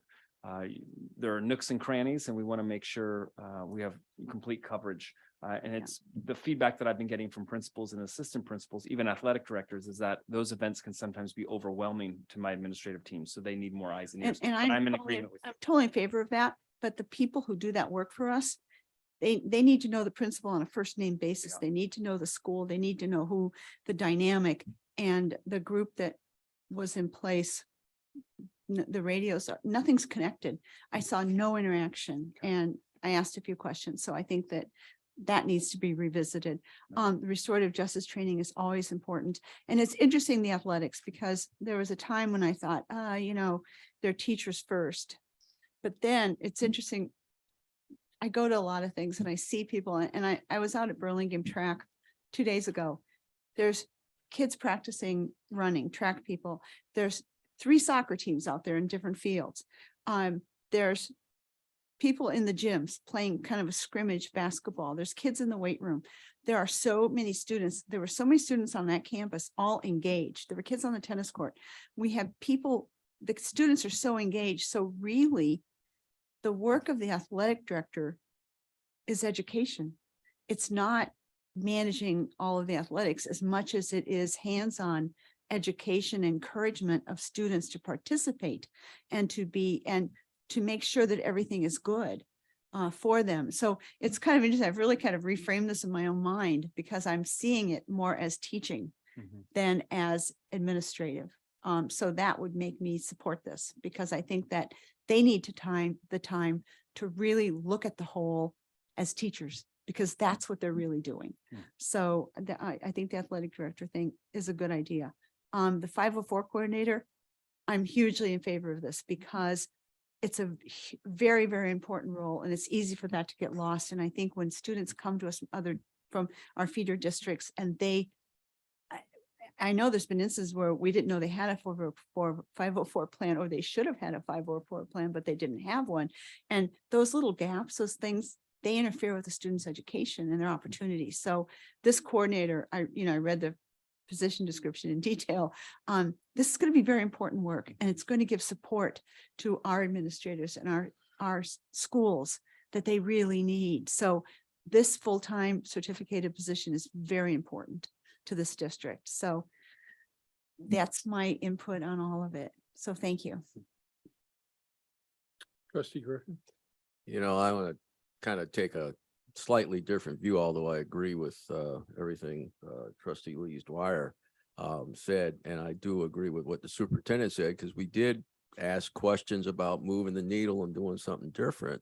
And I think, and we have talked about this, to the extent that, we've been briefed or we've read material. So this is not the first time we've discussed this. The thing that I thought, that we hired a person to make a change, and there's a significant cost here involved with all these people and changing things, or, the process. And I'm kind of like, okay, we just went and really tried to hire the best person possible. We need to give them the resources and give them the opportunity to do what needs to be done here. And so there is a significant cost. I think we have the right focus. The thing I think we need to do as trustees, and the whole district will be doing this, Superintendent, is closely watching this effort. This is, this is a major initiative and something different from what's been done. And I think it's certainly incumbent on the trustees as good stewards of tax dollars to really, to be engaged in a process and to hear reports frequently, either Friday reports or actual board presentations. And I certainly hope it succeeds. Yeah, absolutely. Trustee Land. Hi, can you hear me? Yep. Okay. So, first of all, as I'm glad that Trustee Griffin mentioned that we have seen this before, and Dr. Booker has given us information on this. Overall, I'm going to start with the philosophy. I think Superintendent Booker is absolutely right on. I have been an administrator and through COVID for the last several years, and we've been worried about maintenance and protocols, and we have not gotten enough time to be instructional leaders. And that is an important thing that has to shift. And I know, talking with our principals, that they are pulled in so many different directions, and it's very hard to focus as an instructional leader. So I'm very glad to see that this is coming into play. We've had good conversations about this. I'm glad to have input on this. Some of the concerns, well, let's talk about the implementation, because I think the devil's in the details. And I think both Trustee Griffin and Trustee Dwyer is both mentioning the fact that how we're going to implement it is going to really prove to how successful it's going to be. One of my epiphanies just listening to this conversation right now on Zoom is whatever we're creating for our principals to be able to have time is to create a team. And if you create that team and that team is a cohesive team, that will help the principals be what you want them to be, which is instructional leaders. And I think all the elements that you've put into this memo and that we've discussed before is all the things that need to be taken off the plate or helped out in many ways so that it isn't the focus of the principal to do those things. And it has been in the past. And I'm glad to see that, Randall, that you're looking at shifting that. For me, there's one other concern that I have, and that's to remind the district staff that instructional leader is instructional leader. They need to have input. They need to have a say in the policy and where's it going and what's going on. And their unique understanding and experience of each school is going to have a lot to impact what we do as a district. And I think it's that synergy that needs to be created. And I hear it. I definitely hear it when we hear about instructional rounds and getting into the classrooms and really focusing on where the priorities need to be. And that is going to cause some disruption, which I'm so glad finally this is something that is going to come to fruition. I think that's important. I think it isn't just about instruction, it's about student learning. And, you know, sometimes we have a great plan of instruction, but the students aren't learning. And that's what we're seeing here in some instances with certain students. And we need to figure out ways to connect with them. And that goes back to that whole idea of team. Linda brings up a really good point. You know, if you don't know who the kids are and the students are, and you won't be able to make you won't be able to have a significant impact on it. And that's why security and everything in restorative justice has to play a part in this, so that we do care about what's going on with these students and how they feel and what's going on in their lives and how to help them to overcome the problems that might happen at a football game. So I hope that, you know, like I heard my fellow trustees say, you know, the devil's in the details and we need to be very transparent about it and shift when we need to.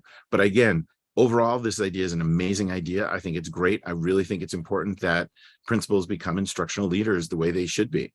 And so I really applaud this program and initiative, sorry. Trustee Zuniga. Thank you.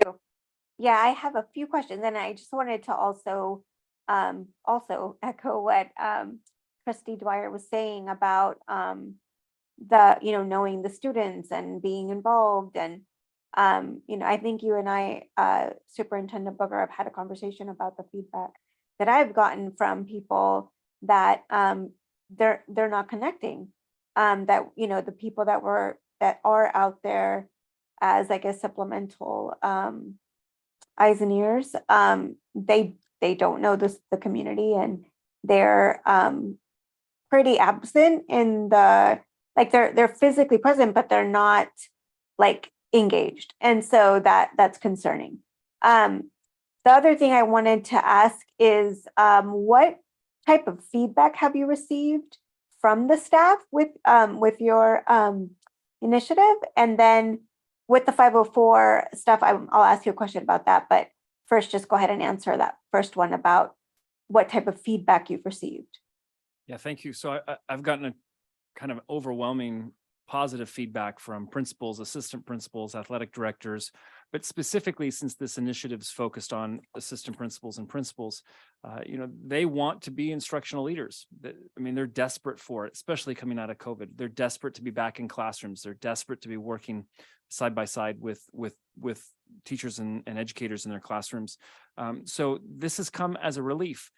I think the board is intimately aware. Last spring, we lost a lot of administrators. There's been a tremendous of administrative turnover. Mm-hmm. Some of that is explainable. Some of that has to do with the job's too hard. Too much is asked. There's not enough focus.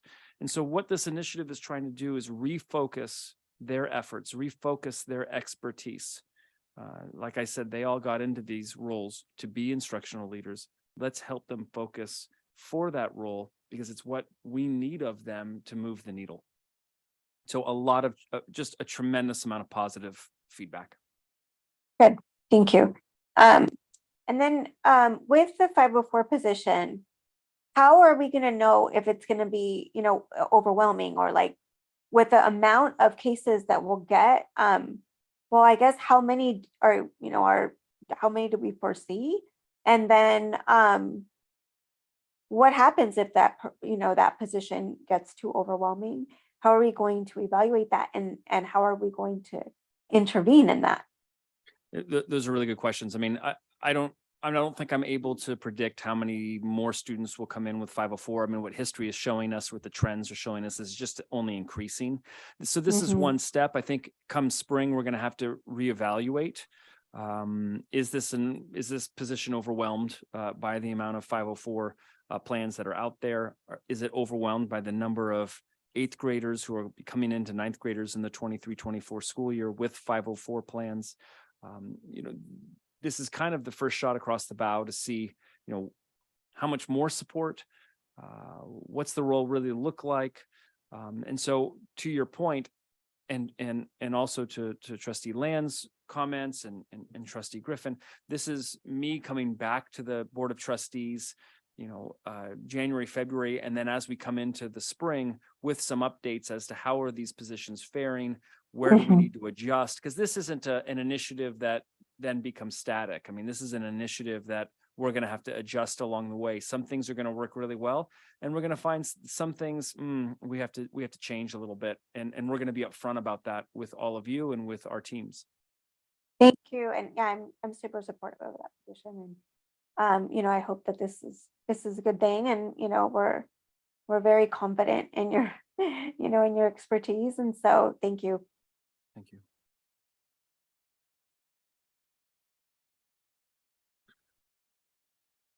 So, I've given you most of my feedback in our individual conversations about this. I think certainly the move to instructional leadership is exactly the right direction.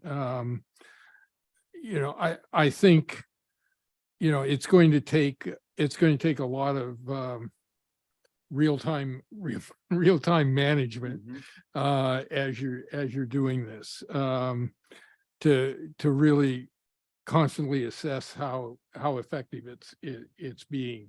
And I think the establishing an instructional framework pretty quickly is going to be critical as to how well it moves forward, because instructional leadership and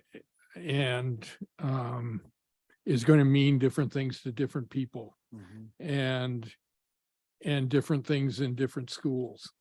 And I think you can have some variation, but I think we need to have a fairly common base and a common meaning across the district. And right now, I don't think it does. And I think it has to have common expectations as to what we're looking for and what we're expecting to get out of it, and what we're expecting teaching to look like across the district. And I shared with you, a framework that I worked on and developed, and I don't expect that our framework would look exactly like that framework. But I would think that we would move towards some kind of framework that has some similarities to it.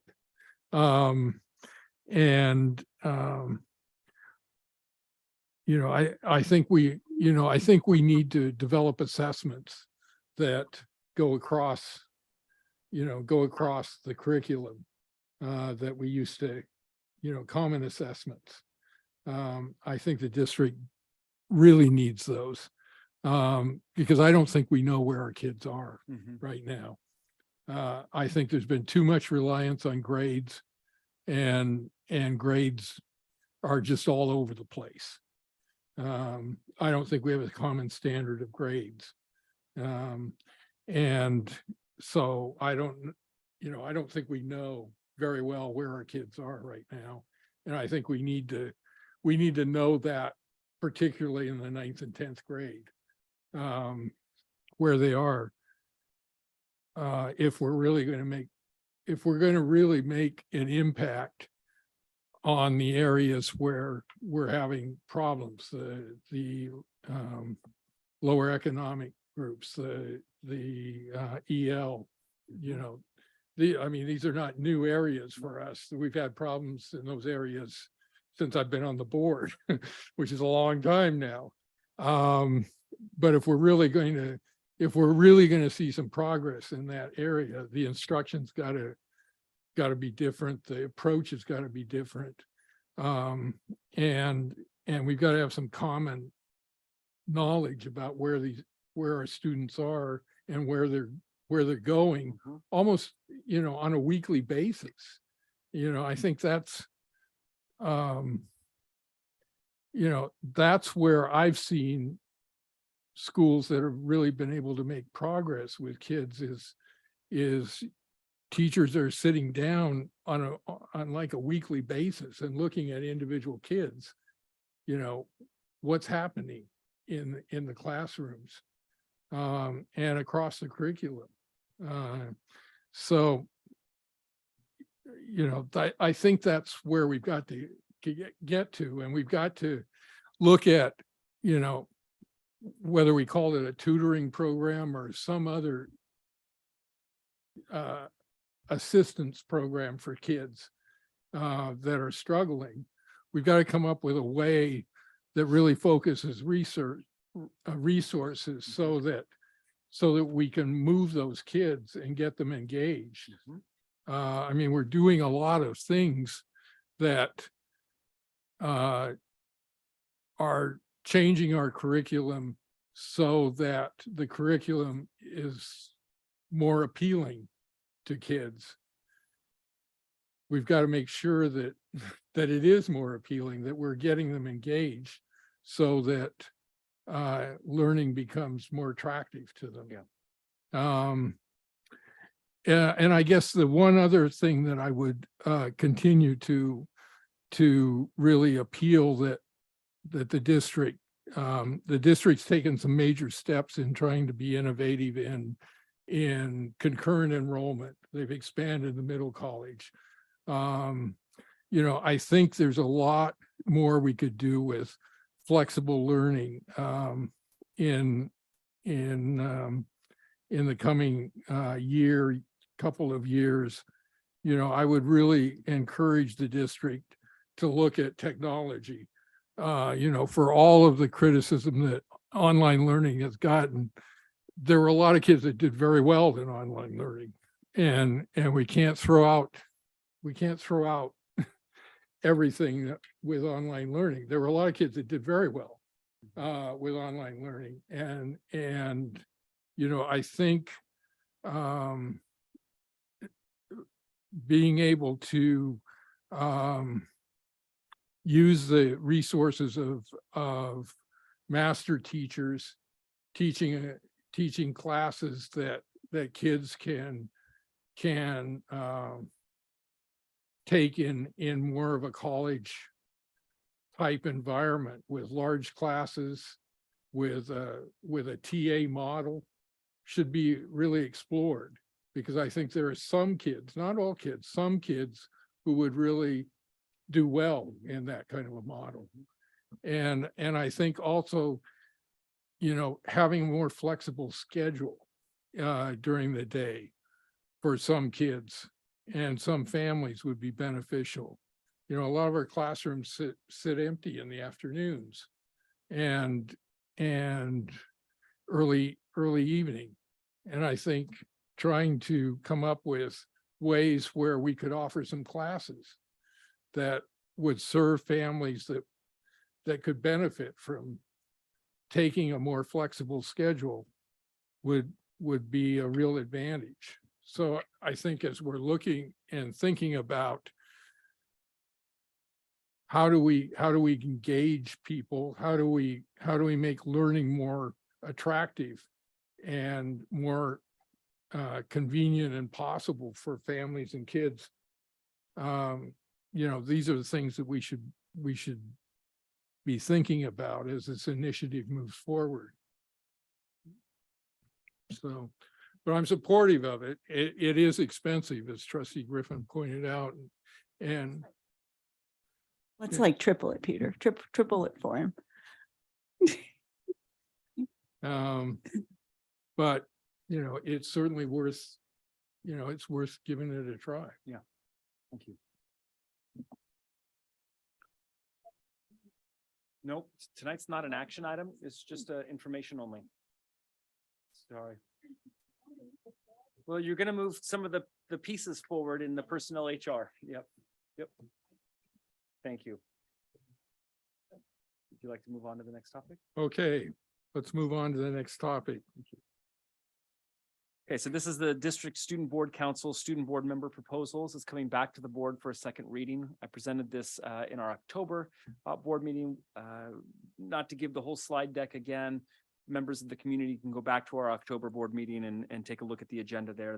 But I did attach the board memo from October 19th, or I reattached it for just for background information. This is where we're shifting the concept of the student board representative or the student board member from a single student or maybe sometimes two students, really to this idea of a district student board council, where we have a lot more representation from across the school sites. This was something that the Board of Trustees had asked district staff back in the spring. And as I come in here to the fall, we put together a subcommittee with board trustees, Andrade Zuniga and Mr. Land, along with Laura Chalkley, Julia Kemke, Shara Kino, myself, where we've developed this idea of a student board council.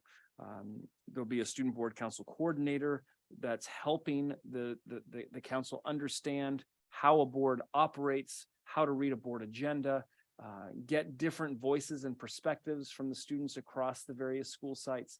And then two student board members will attend at the dais here, and we'll switch off every quarter to give more students the opportunity to sit at the dais and participate. But I think the beauty behind this particular proposal is the 17-member council, because it gets those 17 kids participating in board agenda and topics and ideas and voice, really a greater representation than just a popularity contest of one or two kids that get voted in and describe what happened at a dance or at a football game or at a rally, right? We want a lot more student voice on all these kinds of topics. I mean, wouldn't it be incredible to have had student voice tonight talk about classroom instruction and classroom walkthroughs and what they're seeing and common assessments and the use of technology and all the things you just described.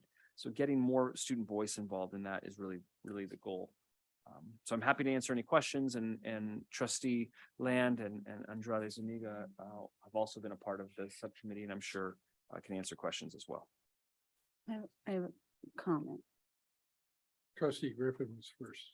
You know, I gave superintendent feedback on this because when we had, and I think it was the ASB, you know, that had members, they did not talk solely about football games and dances. They did weigh in on environmental issues and a number of other issues. The thing that kind of about this, it looks like we took, and they controlled what they did, and I think they had a advisor for them. Looks like we've taken this out of their control as students.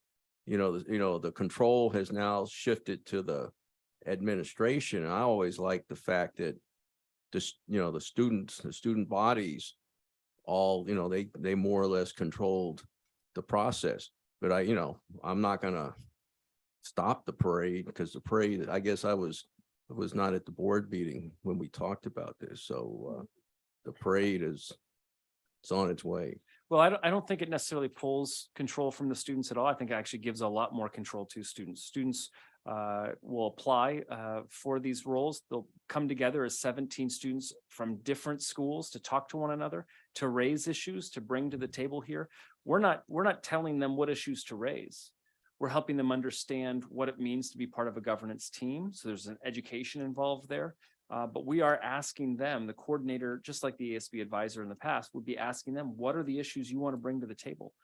So I still think they have tremendous voice. Well, aren't we, who is selecting the Yeah, so seven? we would have, the board would select. Okay, right there is the starting point. But I'm just saying, we'll Yeah. try it. It seems like when you appoint the board, appoint the group, Yeah. you set the tone. And I can eat those words. Believe me. So I wish you well. No, you don't need to wish me well. You can make changes too. It's Well, just- yeah, well, and I'm just saying, I didn't have the opportunity, and I kept looking back. And I guess one of the problems I have is I have that longer view that the thing did work at least fairly well for a long time. And then it kind of, it wobbled. The Yeah. wheels Depending came on who off. the representative was a lot. Yeah. So anyway, Okay. Trustee Dwyer. I hadn't really thought about that aspect of this. I think that I really agree with Bob on this, that it is to have the students be, so the selection process be at the site level kind of makes more sense to me because they know these kids and they know the students. And I think it would make it more meaningful. And it would engage the site as part of it. So I think I would support that. The other thing though, is when I read this and it's a class and a teacher, right, will be leading it. So, and that there's a language in here about at the board's discretion may receive elective course credit. I think the teacher should be teaching it as a class and paid accordingly. And the students then should get credit for it because it really is a more advanced government class. It's a government class where the teacher is going to take these kids deeper into actual participation, into the nuts and bolts, to all the stuff that goes on. And I think that if it doesn't start out as a class, I would support it becoming a class because I think it will, a good teacher is going to really make a difference with this and can go really deep with them. And so I just see that as I see this as an opportunity. And it'll be really great to have kids from across the different schools in a class, together from the different sites. So anyway, that's how I see it. And I really support it. We can make the change that it's a student selection at the site level. That's not a hard change to make. Yeah. Well, Greg, go ahead. Thanks. So being part of this, I think Bob and Linda bring up really good points, but I'm going to side with Linda in the sense of what we're trying to do is that take that ASB advisor who is just an advisor and actually make it more credible to give them more strength and empower them more. And I think that was the whole idea behind this. I think we're trying to find diverse students who really will represent in diversity of opportunities to be part of this. And that's how we came up with the system. But I'm with you, Bob. I mean, I don't know what the outcome is going to finally be until it happens, and we can always make adjustments. But I think our goal is to really bring students in more into what a school board does. What it's an advanced political science course in the sense of what is politics, how does it work, what is policy, how does this run, so that they can have a stronger voice in what our system is in our district. And I think that's what really is critical. I think one of the couple of the problems that happened is we'd have these representatives and they talk and they do such a great job and they were an outstanding group, but then they'd have finals and they'd have other things and they couldn't hang the whole year. And so we did it by quarter. So it wouldn't be so burdensome to them.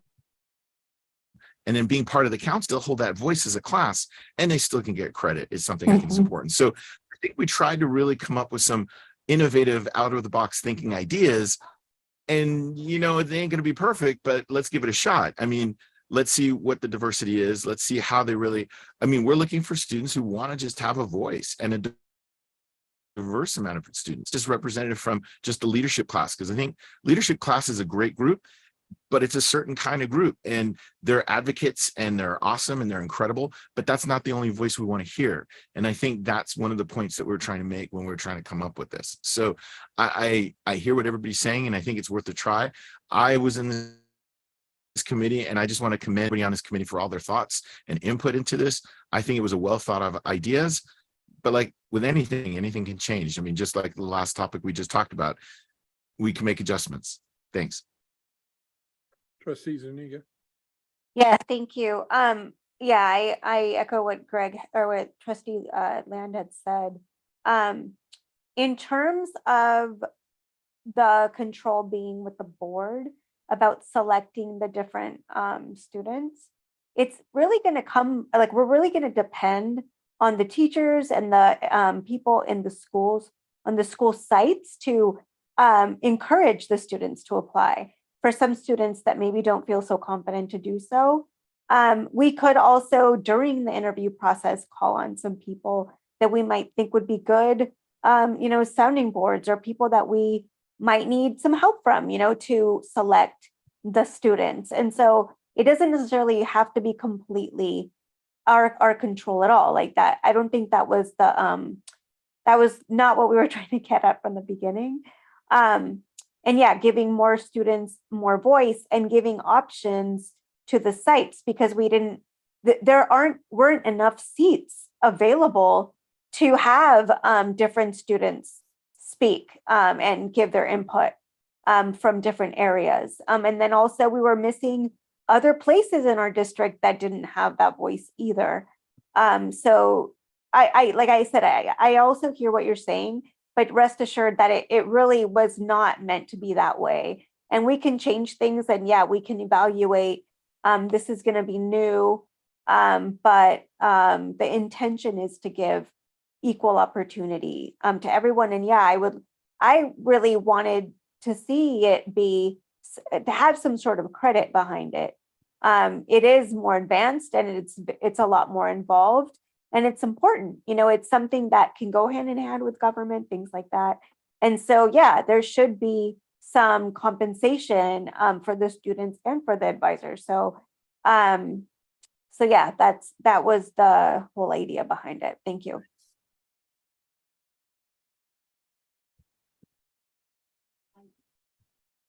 So, Yeah, I still think that they should be site selected, because then Yeah. the site, I think the site should do that, because then they come from the site comes with them, and it connects the communities together, all of the sites together in community. And I think that's a really important part of this, that the students feel that they're representative, and that they're going to go back, because hopefully what's going to happen is the day after the meeting, or when they have their announcements and the different news that they do at their school sites, these students would advise the community, the school, here's what happened at the board meeting, here's what we did, here's what's going on. So they are going to be a conduit back to the school. And so I think having them come from the school makes that connection tighter.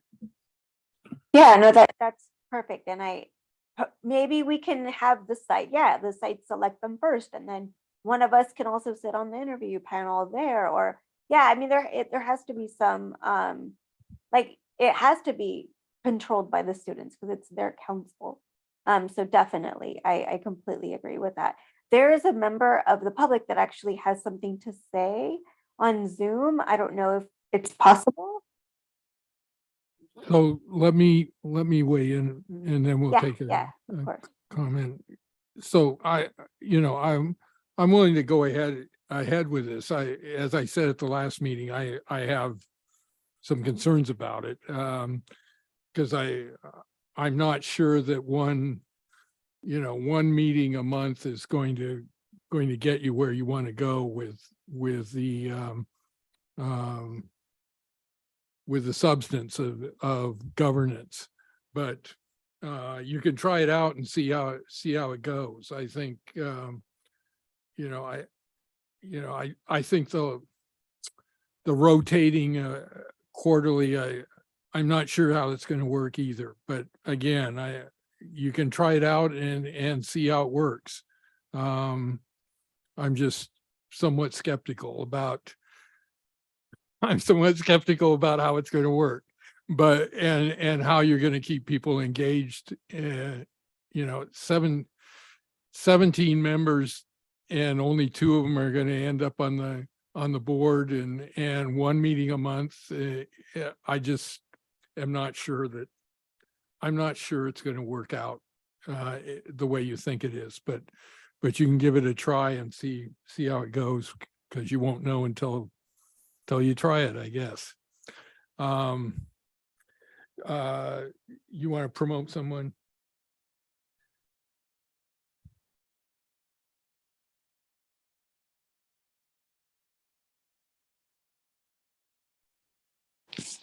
Hi, this is Terry Chavez. Can you hear me? Yes. Oh, thank you. Thank you, Superintendent Booker and members of the board for allowing me to speak. My name is Terry Chavez. I want to say that I'm a parent at Cappuccino High School and soon to be a board member on your wonderful board there.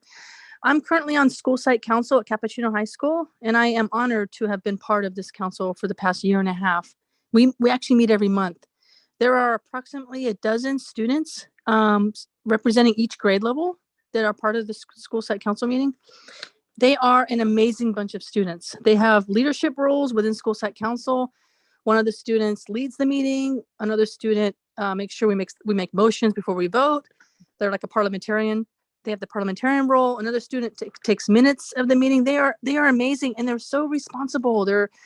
I just look at them and they're like little adults. They are adults, right? They're very professional at the meeting. There's about 12 students and we meet every month. I can't remember if it's an elected vote. I can't remember if it's an elected role from the student body, but one idea would be to rotate those students every quarter for the students that aren't interested in serving as a student rep on the board. One idea could be that you rotate some of the students that are interested from the school site council. That's just an idea, because I think they're already student leaders at their school site, and they've been I think they're voted in that role from their peers. So I just want to toss out that idea, but I think this is a great discussion. Thank you for having it. And I just want to say all this, I think we have awesome, amazing student leaders at every school site, and they are amazing. Thank you for allowing me to speak. Sure. Thank you for your input.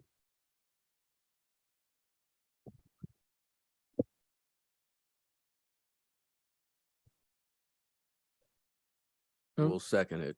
Okay, I move approval. Sorry, it wasn't on the mic. okay. Oh, We- see, I was, I think Trustee Land has some. no, What? Trustee Land, you have more? I was just gonna say, the only thing I was gonna say was I was gonna ask for approval, but I think we can look into this and make changes as needed. I mean, I think Linda's point was about sites and getting input from sites. I mean, that's not a be all and end all in my mind, but again, trying to get a diverse group of kids and students to participate at this level is critical. And I think it hasn't happened in the past. I mean, look at our past meetings. They come on we have a few students for a while, and I can remember the ones in person before COVID, and they're amazing. But even their stamina, they only get to go to certain meetings and they can't fulfill it the full year. And so I think this is an alternative that I think will work. So sorry to just say that. Sure. Okay. So we have a motion from Trustee Dwyer and a second from Trustee Griffin. Trustee Zuniga, how do you vote? Yes. Trustee Griffin, Yes. Trustee Land, Yes. Trustee Dwyer. Yes. I'll vote yes also. Okay, nothing under construction this evening. Division of Human Resources, personnel actions. I move approval of the personnel actions, item number 1. Second. Did you have something? 2 recognitions, if I may. Okay, Paul Belzer has submitted his formal resignation effective August 5th, 2022. He was with the district for 20 years. And also Carolyn Mosqueda, the student services assistant at Burlingame High School, submitted her retirement effective December 31st, and she's been with the district for 10 years and 11 months. one more month. She just needs to make one more month. Oh, well. Okay. I have a question. Yes. As far as the mental health therapists go, how are we doing on recruitment for those positions? Excuse me? For the mental health therapist positions that we had open, how are we doing on hiring in that role? We hired one and we have a part-time opening, and we also have a mental health therapist going on leave that we're looking for. I think comparatively, we've been pretty good getting our positions filled. Sometimes we have to hire an intern therapist to fill, meaning they have their hours in, but they haven't yet passed the test, or they're close to getting their 3,000 hours in and they haven't passed the test. After you get your hours in, you have to wait a certain period of time before you take the test. And there's no requirement for you to take the test. You can be an intern for a while, but that's the only thing is finding licensed therapists is a challenge, but we've been pretty successful otherwise. Thank you. Okay, we have a motion. Okay, I'm looking at the motion. I move to approve the first one. I could move to approve all of them. And then if anyone wants to discuss any of them, of any of the numbers, we could pull it. That makes more sense because otherwise I'm going to make a motion. I've read all of them and I've asked questions, so I'm ready to make a motion on all of them. So why don't I amend my motion to approve all of the personnel actions 1 through 8. And then if anyone has questions on any of them, we could, like the consent agenda, pull it. And I'll extend my.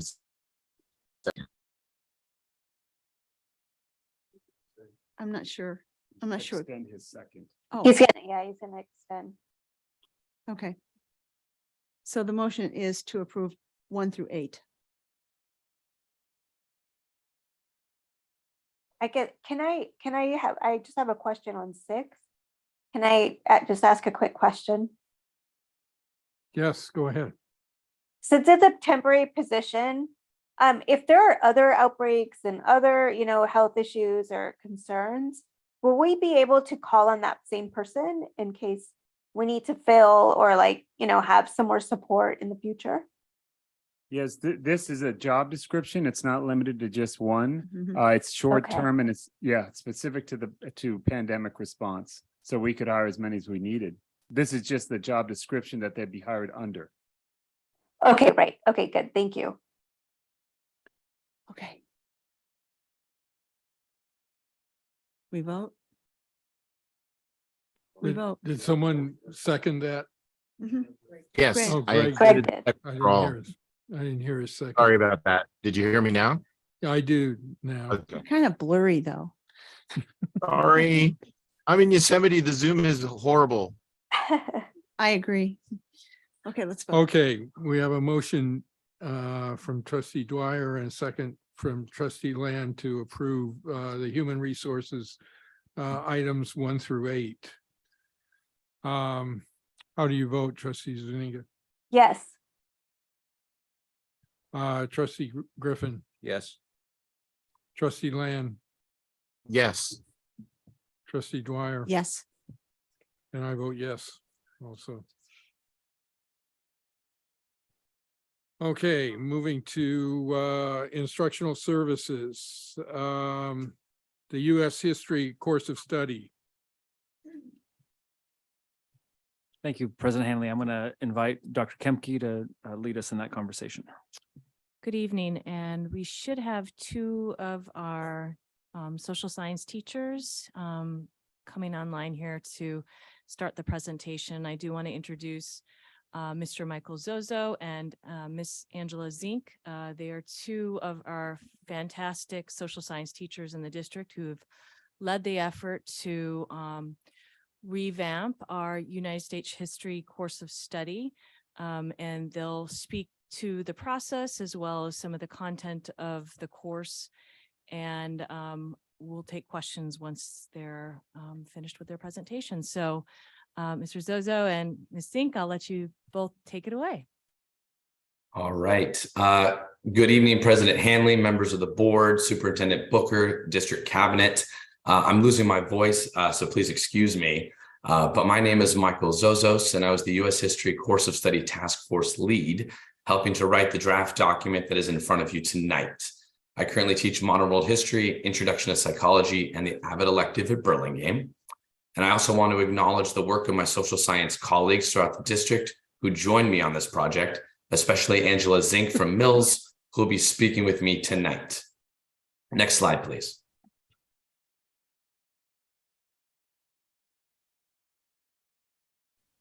As I mentioned before, this was a collective effort spearheaded by the SMUHSD Social Science Council that included representatives from all of our SMUHSD comprehensive sites. In addition to Ms. Zink, I was joined by Ms. Alvarez, Mr. Manuel, Mr. Stasi, and Ms. Kalinsky on this project. Next slide, please. Aligning ourselves with the equity-driven mission and vision of the district, the newly updated U.S. History course of study was written to be more culturally relevant, anti-racist, comprehensive, balanced, and inclusive. Our work was inspired by the 2020-2021 district goal of reviewing and examining social science courses and curriculum for bias, with the goal of creating the most inclusive and balanced instruction possible. This course of study is not a pacing guide, however, but does provide a framework and overall course structure to guide teachers in their content-related instructional planning. Timing will be up to the sites, individual teachers, and PLCs. The course of study is written, however, in a way that allows flexibility where teachers may approach the course chronologically and or thematically. And Angela will be speaking specifically to the challenges, to the changes and updates that have been made to the course. Next slide, please. So hello, everyone. My name is Angela Zink. I'm at Mills High School. I currently teach AP Human Geography, Intro to Ethnic Studies, and Publications. So like Michael said earlier, our group was tasked with creating a more culturally relevant, anti-racist, anti-biased, inclusive curriculum at the 11th grade level. So in alignment with the updated framework and our district goals, here are some of the highlights from that work. We really worked to de-emphasize traditional dominant narratives of U.S. history. And we really wanted to center people of color in diverse communities and make sure that they were not just added supplementary.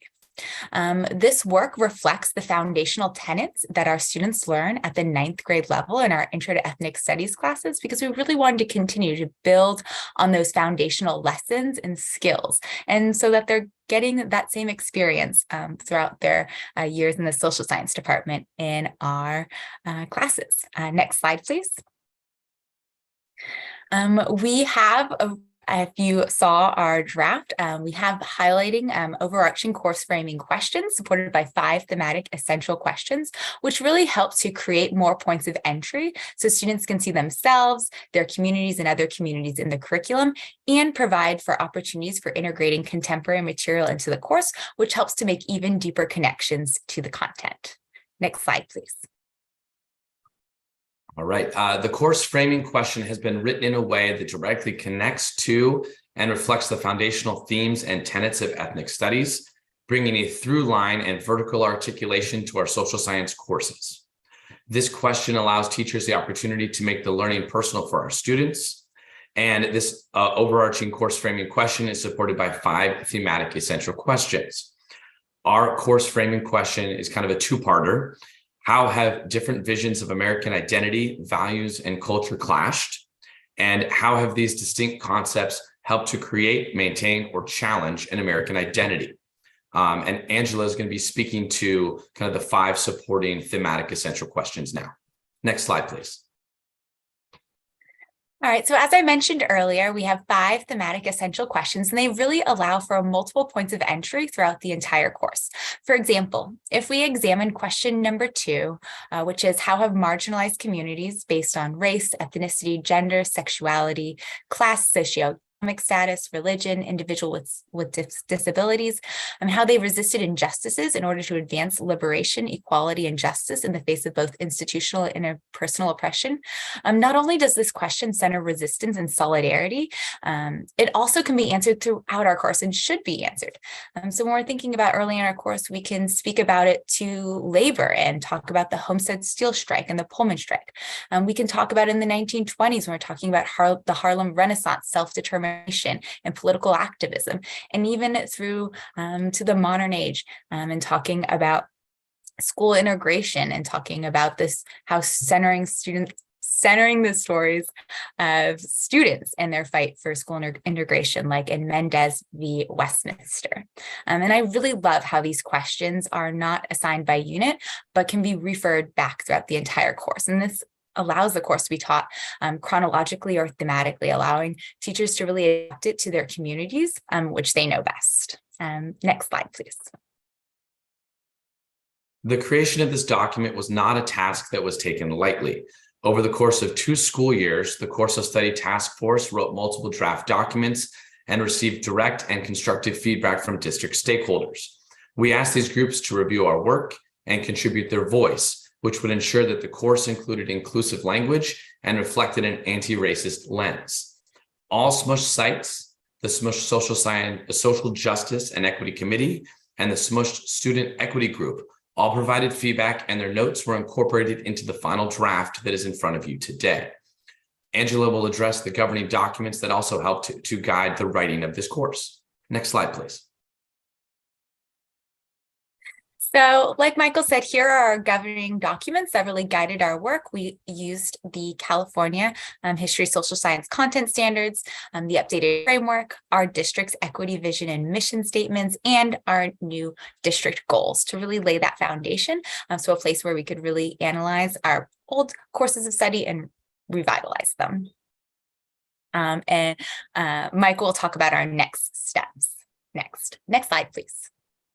So the process for updating this course is twofold. One is with the course of study, and the second is with instructional materials. And so to reflect the new course of study, I'm currently in the process of leading the U.S. History Textbook Selection Committee to identify a new textbook and instructional materials that will be used in our U.S. history classes.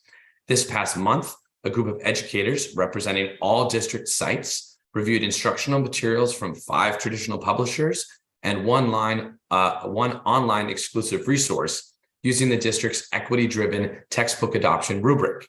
Many of the metrics on the rubric are geared at ensuring that these new materials are diverse and inclusive, not only in points of view, but also in their presentation of peoples far too often marginalized in society and more traditional teachings of history.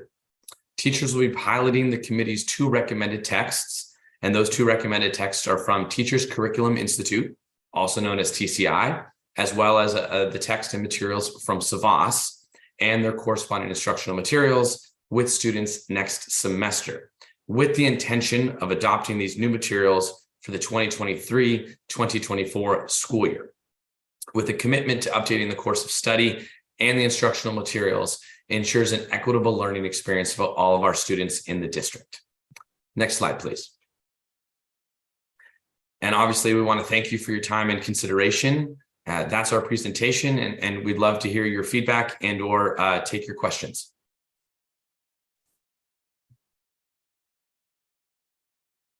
Okay, thank you for your presentation. We do have one public comment from Mr. Cavaggiola. You have 3 minutes.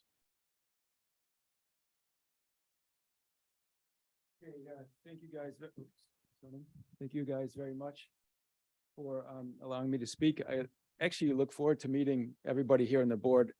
I know a friend of Randall Booker, Austin Lamb. Looking forward to meet you sometime and Monica, I know as well. And I spoke to Ligia last year for an hour and a half on the phone. We had a really good conversation. So just a little background on myself. I grew up in Massachusetts speaking French, and I had to learn English to go to elementary school because my dad's French Italian. That's why my name sounds like a pasta. My mom is from Switzerland, and I actually moved and lived in Switzerland for part of my elementary school and had to learn German, kind of, sink or swim.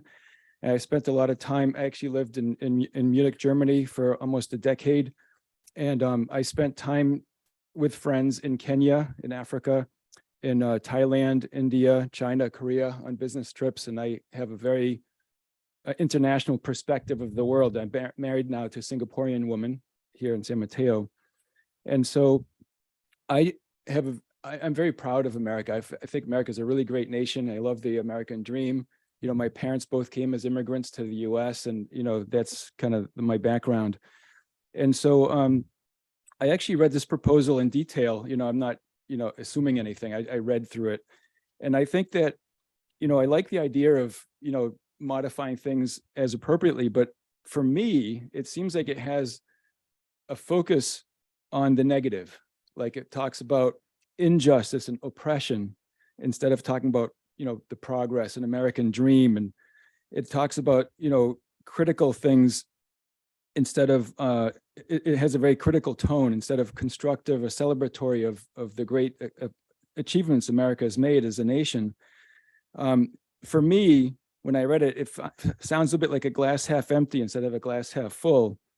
And for me, I think it's very important to encourage our kids to be proud of this nation, because they're going to lead this nation when we're gone, right? They have to be in charge of this. And when you give a lot of this kind of negative stuff, it kind of demoralizes kids. And a lot of kids are struggling now with suicidal thoughts and stuff. It doesn't really help them to teach them and shame them for past generations of which we have no control over. We should acknowledge things, but we shouldn't emphasize those.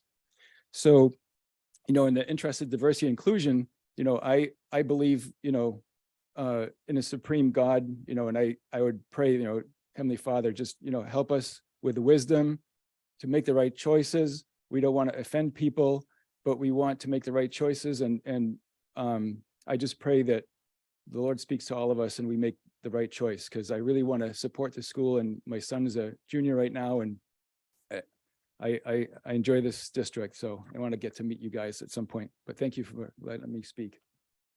Thank Again, you for just your comments. focus on the positive, not so much on the negative. That's my point.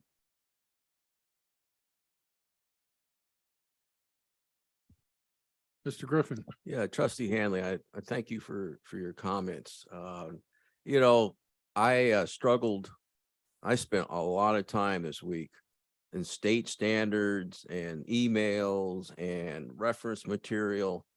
And I want more time, and I want the ability to dig deeper into this, because what we're talking about, and I recall US history, which was just the facts.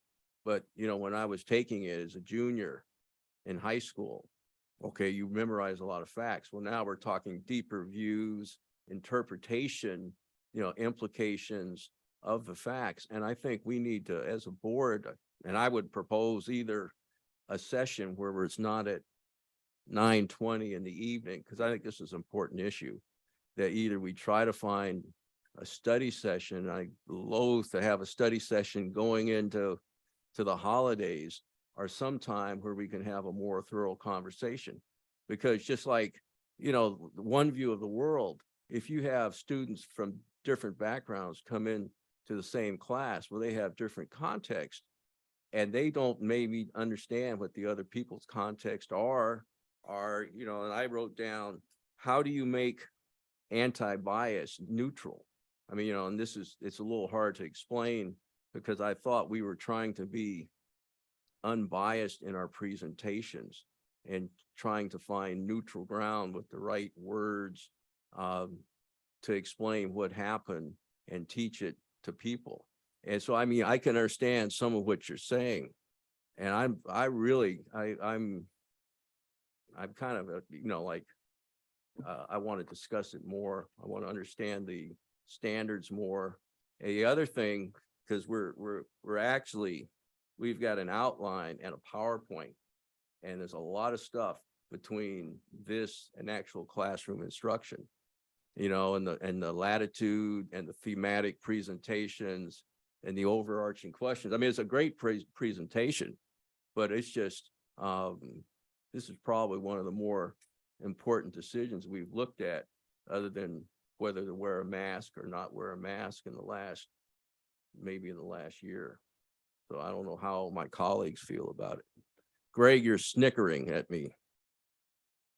I'll say something. Oh. maybe Trustee Land. Thanks. Sorry, I'm not snickering.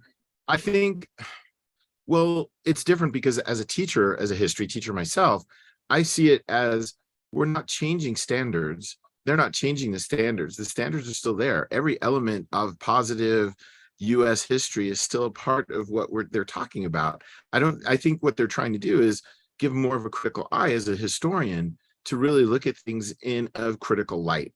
And critical isn't negative. Critical is really looking at it from an unbiased perspective and trying to include those who have not been mentioned before. I mean, I don't want to go into why we have history classes and why US history is more emphasized than world history and other histories. So I think I think it's worthy of more of a discussion. I'm just going to have to get off the Zoom call because I've got to put 200 eighth graders to bed in the cabins right now. So I apologize for doing this, but I really want to say thank you to our speakers tonight and to the whole committee for putting this together. I do know the work amount put in, and I bet they'd be willing to spend hours telling you all the wonderful things and elements that are in this. Because I mean, I've worked with the books that they're talking about and the publishers, and the shifts that are supposed to happen is not easy. And you're really trying to shift textbook industrial complex, which, I could go on and on and on about that. And I think you're really trying, I think our committee here and our two speakers are really trying to show how we're trying to really be more inclusive in our history and how do we teach our history, and doing it in elements in a very thoughtful and essential way, and using essential questions to be able to frame conversations and to be able to change direction of lessons and to be more inclusive. And I'm going to say is I really commend you for your efforts. I really appreciate it. I think I get a different level, again, being an educator. I understand things from a different perspective. But Bob, I think I don't want to, I think everything that you said has value, and I think, but they're doing that. And I think all the teachers that put this together and have thought of this are still going to teach things in the proper and positive way about our nation and how things came across, but also with a critical eye. And we can't ignore that.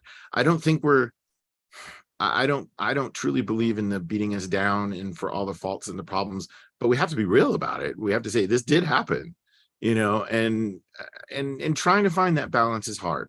But again, when you're talking about kids who are starting to go to college and thinking about college, they need to think with a critical eye. And that's it. If we don't teach that, I mean, look at our political landscape and how things have gone that way by not being educated and understand things in depth at a political level. So I just want to commend you both and thank you for all the work that you've done. I support it. I understand where Bob's coming from. I think it's good to keep talking about it. There's nothing wrong with keeping dialogue open. So unfortunately, I am going to get offline now because I hear about 100 eighth graders behind me saying that, they're supposed to be in bed by now. So I apologize. Have a great day. Hey, Greg, they're all over the valley floor. Unfortunately, I think they are, which is why I have to get out there as principal. So anyway, take care, everyone. Good night. Night. Let me give the presenters a chance to speak to some of the couple of the issues that are raised if they would like to. I can just kind of speak to the critical lens that maybe some interpret this document taking.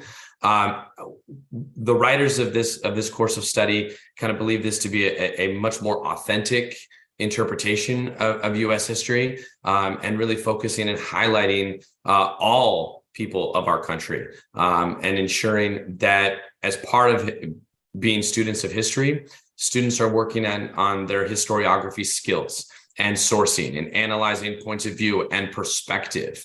And that's really what the document is all about. And Trustee Land, I want to commend you for interpreting and understanding that these essential questions and thematic questions are very much focusing on opening up dialogue and discussion. And these are dialogues and discussions that have started in ethnic studies, right? And that focus in terms of understanding themselves and their identity and their community and their nation and their culture, but also is translated into world history, right? And in modern world history, last year, we approved that course of study, which again highlights point of view and perspective and understanding that history is not static and that there are many interpretations of how history has been presented historically. And that's really the crux of what this course of study hopes to accomplish. The framework, the state framework and the state standards are not lost. They're certainly part of this. They're certainly governing documents of the district U.S. history course. But with the new anti-racist approach and an inclusive approach to our course, we hope that this course of study is more appropriate and representative of what the district hopes our U.S. history students experience in our classes. I can speak to the Ethnic Studies Foundation in 9th grade as we talk, one of our foundational texts, we talk about Historias Curandera and healing history and really focusing on highlighting marginalized communities, embracing difficulty, humanizing the curriculum and thinking about sources and access. And we really want our students to be critical thinkers. Because they can look up facts and figures, right? But we want them to be able, once they see narratives, be able to critically think about what they're consuming. So we always, I hear about like the negativity, and that's why it's really important when I personally teach about history to talk about people being empowered, working in solidarity and resisting injustice and being politically active and fighting, right? That this country was founded on the notion of liberty and justice for all and holding, right, how do we hold this country accountable for that?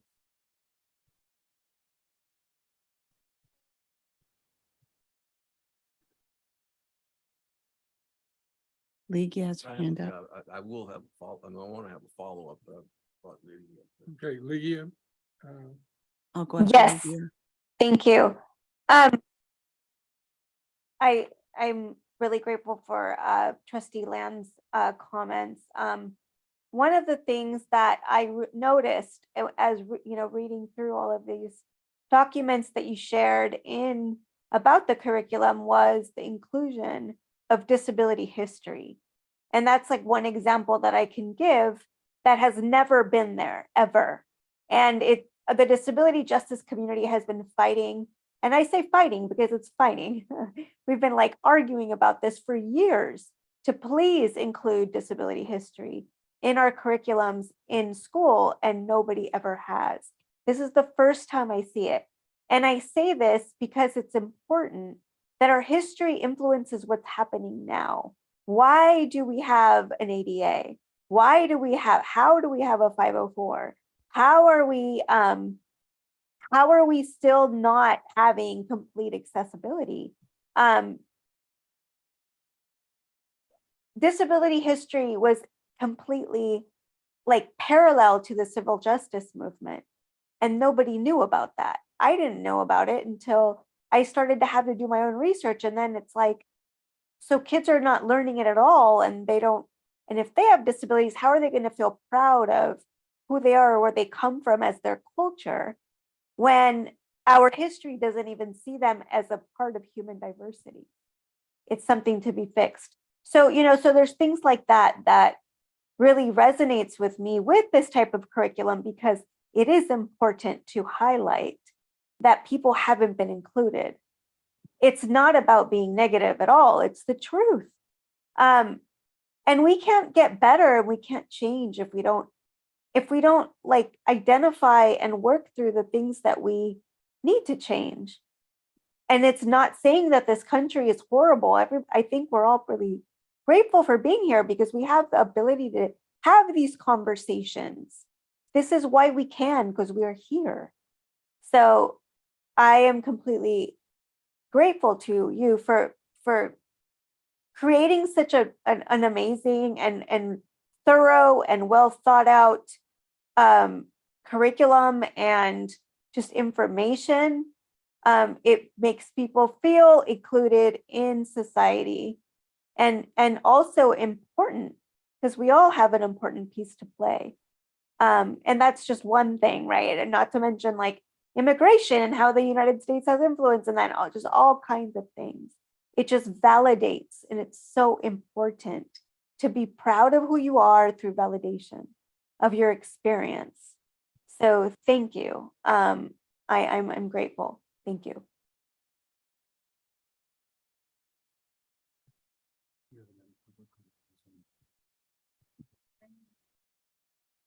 Yeah.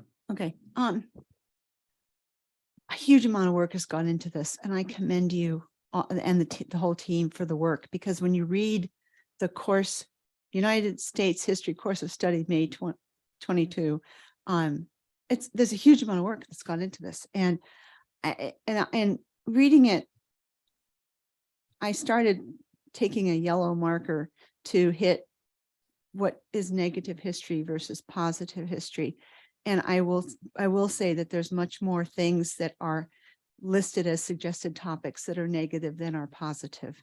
And it would be, I agree with Bob, I think it needs to continue to be looked at, because what I've read isn't as balanced as I think it should be. Because yes, a lot of horrible things have happened in this country as this country has developed, and a lot of things that should not have happened. And it's good that people are aware of that, because you can't grow unless you know what you should not be doing, and what people should not have done.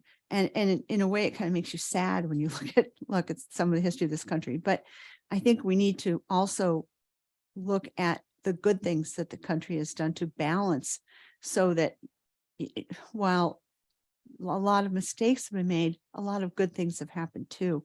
And then you look at how it's developed over time.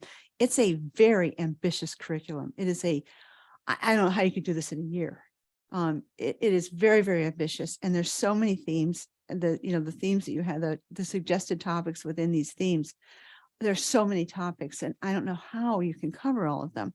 So, I mean, I guess that's another thing to be talked about if there's a study session or if people at another meeting, because it's getting late. And I think that this deserves the time you put into this, should be honored by the board, giving you the time that you have really earned. And then just to jump, to go one way or the other doesn't make any sense to me at this time, because you've put so much into this that you deserve more time from us. So I would agree that more time needs to be spent on this. And I would hope that my yellow marker didn't hit things that I didn't miss things, on the positive side of it. So. There's another public request for a public comment on Zoom.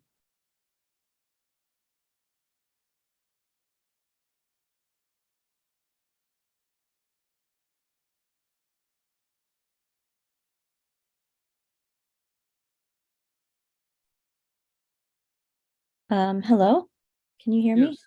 Yes, I can. Hi, I'm Jen Jacobson. I am a trustee-elect for the school board.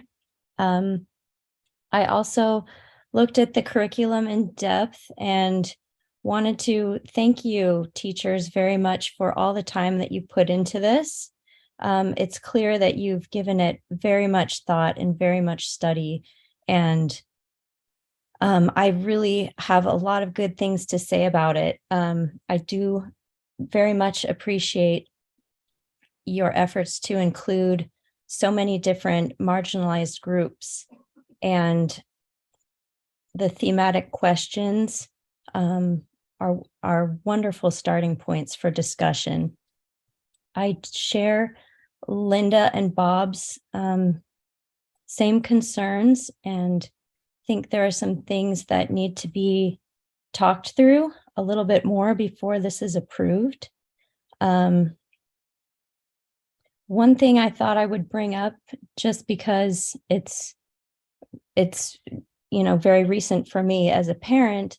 My daughter is in the class right now. She's in 11th grade, and I asked her to go through the curriculum and highlight what has been covered so far this year. And she's barely covered any of it. I mean, the percentage of what has been covered so far this year is very minimal. They spent 8 weeks on removal of indigenous peoples, which is a wonderful topic and absolutely needs to be covered and talked about as part of our history. But I feel that if we're spending that long on one topic, there's no way that you're, like Linda said, there's no way you're going to cover everything that needs to be covered in a year's time. I also feel I understand what you're doing with trying to build on ethnic studies, but these kids still need to learn history. There's a lot of history in this course, from post-Civil War to 2010s is what it's meant to cover. And if you're spending 8 weeks, that's almost 25% of the instructional days on one topic. So that needs to be considered as well, how much time. And if we're giving, my daughter told me we spent one class period on Constitution and Declaration of Independence. And yes, these are topics that students are already familiar with, but it's weighty. That is a very, very important topic. And if we're going to be critical, looking critically at history, I see my time is up. I think you understand what I'm saying. Thank you so much. Thank you. She's like the first person who honored the time. No one honors, you know what I mean? Thank you. So I think there's a consensus on the board that the board would like to spend more time on this. Yeah. I don't know exactly. I don't know exactly how to do that. So given we're coming up with some transitions and. Let me make a suggestion, President Hanley. Then I think what we can take one of two paths. We can take a path where we try to schedule a study session between now and the December 15th, I think, December 15th board meeting, where it's not an action type of study session. It's really a conversation. It's to ask questions, get feedback, learn a little bit more, all of those kinds of things, and then look for December 15th to then come back as a board of trustees and hopefully take action, or be presented for action, whether or not you decide to take action. That's one path. Another path is to develop a study session between now and December 15th, learn about it and take action, have it as a one agenda item meeting and take action in that meeting. So one way or the other, those are two different paths. The situation is, which I learned from you tonight, is that at that December meeting, Peter and I leave. Correct. After the closed session and the beginning of the meeting, and the new trustees will be appointed. Correct. At that time. So, boy, that's putting, if we're going to do a study session, they need to come to it because it's going to fall under their purview on the 15th. Correct. So we either do a study session where it's a one item agenda where this current board takes action, or we have a study session where you learn. The two trustee elects attend as well to learn, discuss. And then we ask at the December 15th board meeting for the Board of Trustees to take action, but that would not have Trustee Dwyer or Trustee Hanley participating. It would be the two new trustee elects participating in that vote. I think that's the best way to go. I think we should all participate in the study session, but the new trustees are going to live with the consequences of this curriculum change, this new curriculum. And I think they should be the people that vote on it. And I'm happy to do the study session and participate. But I think that they should be the voters because they will it'll be implemented during their tenure. Okay. That would be my opinion. I think that's probably true. I'm not Yeah, it's a guess as to whether they're going to be ready to vote on it on December 15th. But if we have the study session and it's out there, then they're going to be as ready as anybody. Well, I'm not sure that's true, but Then it could be pushed forward again. Dr. Kemke, is there a deadline or anything we're pushing up against that would interfere if this had to get pushed into January? Let's say, to President Hanley's point, that they're not ready to vote on December 15th and we wanted to bring it back in the regularly scheduled January board meeting. There's not a particular deadline. I think it's just, this task force, as you've heard, has been working for a couple of years on this, and we weren't able to get this to the board in May there were so many packed agendas that didn't come forward in May. So there's not any specific deadlines there, but I would just say, if we push it out to January, then it's, we're gonna have to wait until that time. So that would be the only thing. I also wonder, we have 2 teachers on the line right now. They have an early class tomorrow, so I don't know if we have any other questions for them, but I'm sure we can catch them up in the morning about this. Is it okay if they? No, I want to say just one thing. I thank you for your Thank time. you. I did not mean to ignore the hard work.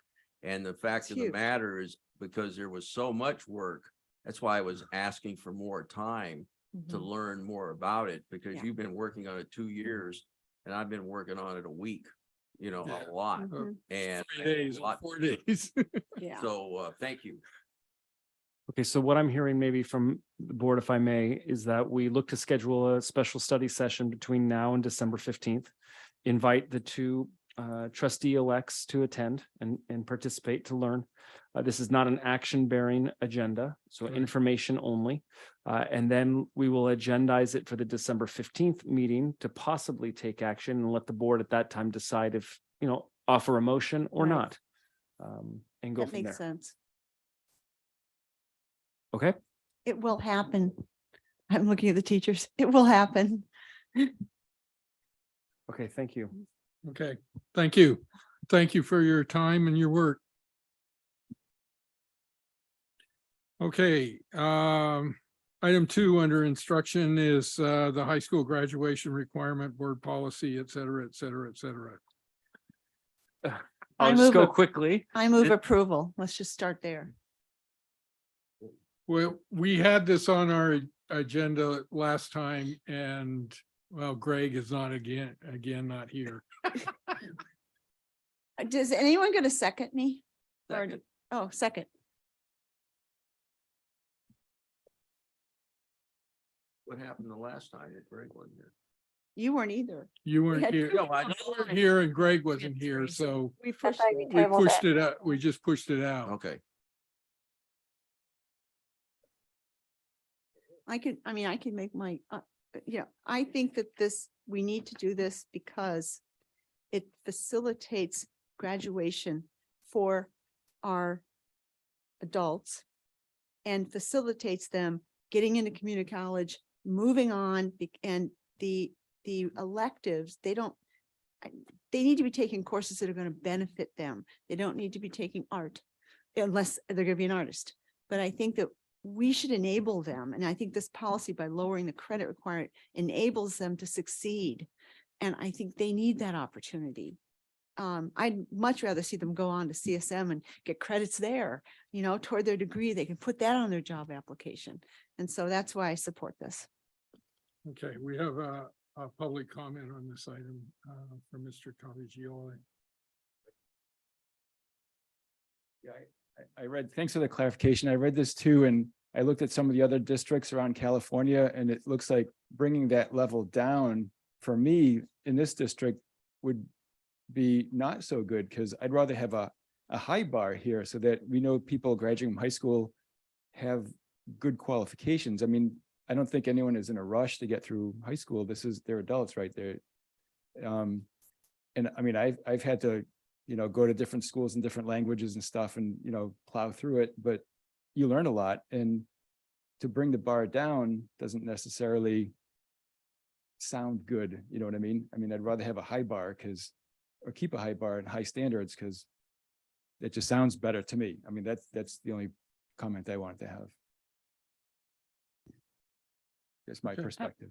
Thank you. No, for your I'll comment. just reiterate my concern is that they will have taken all of the necessary courses to graduate except for electives.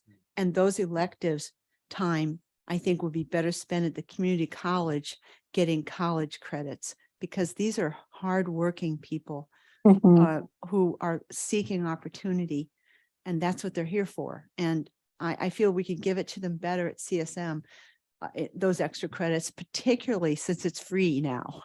And so they don't have to pay for it. And to have that opportunity would be so exciting. If I come from immigrant family, so that would be so exciting. So that's how I see it. But I have to agree with trustees Lee Dwyer in terms of if you're looking at a comprehensive versus adult school education and why people are there. I think people who are getting an education or getting in a GED program are trying to better themselves and looking to get, these opportunities. And I think if they fulfill the minimum requirements, we should not be holding them back, having them take elective credits to pass time away. I mean, unless she made a good point in terms of, it's something in their field of, their field of work or their career. So I think it benefits them and really. like computer science, Lee has had her hand up. Thank you. Yeah, trustee Zuniga. Thank you. Yeah, I agree with trustee Dwyer and trustee Griffin. This is a different, it's not the same type of situation as someone who's been here, all 4 years in high school, and it's a different situation. So I think that, we need to take that into consideration. So I am in agreement with the two trustees that people are trying to like further their lives, and get on with their lives. And electives aren't, are just gonna hold them back for more time. Electives are not that they're not important, but they're just at this situation, they're not necessary. So I have to agree that I'd like to see this get moved forward. I think we're going to vote on it. Yeah, I don't agree. I think Let's vote. electives are important. They can take them at CSM and get college credit for those electives. And that would be wonderful. Okay. I mean, Do we can have you- a second? No, I was waiting for you to finish was that the full extent of your thought? I don't like lowering the bar for a graduate, for a diploma. I think it debases the diploma. I think I don't like lowering the bar for our diploma. And I've never liked that. And I don't agree that electives are not important. And I don't agree that it's just that simple to go up to a community college. I don't think taking electives at a community college is the same as taking electives in an adult school program. I just don't agree. I think I don't want to lower our standard. I don't think it's the right thing to do. I've thought about it for 2 weeks and I can't get there. So I just, if it Let's may, vote and be done with it. So you Because there's a we're- motion and I'll a second you over got there. a second. Well, I want to hear what was it, Superintendent Booker? I want to hear what he was going to say. Well, all I was going to just point out is I have two educators from adult school here tonight. If there are any questions, I just wanted to thank them for joining us tonight and all the work that they've done. If they would like to say something, that would be Yeah, great. I'd like to hear it. Yeah. Come forward. Join the pack. Good evening, everyone. Put the mic down a little bit so we can hear you better. It's my first time, so, and it's late. Thank you for this opportunity and thank you. I know it's hard to make that adjustment, lowering the credits. But our students, the age group that we serve are 24 to 44. 50% of students are at that age group. So if you're a parent, what do you expect your child to do at that age, right? Students are looking for work at that age. They are looking for a better job opportunities. So we are just asking you to eliminate the barriers, create an opportunity for our students to graduate. So one of my students said, when I graduate, my family graduates with me. Look at the impact, because it is economic mobility with a better job opportunity that we give them. Thank you. Thank you. Did you want to say anything? I'm just standing in support, and we just did a transcript evaluation for a student, a 23-year-old mother, and she needs 25 elective credits and 15 core credits. If this passes, she will only need 15 core credits to graduate and get her high school diploma. That would eliminate the 25 elective credits that she needs to get the high school diploma, and none of her core credits are going to be compromised, and she can go to college and have no deficiencies. And so it is a great opportunity for our students to be able to progress faster in the things that they need in their educational track. Thank you. Thank you.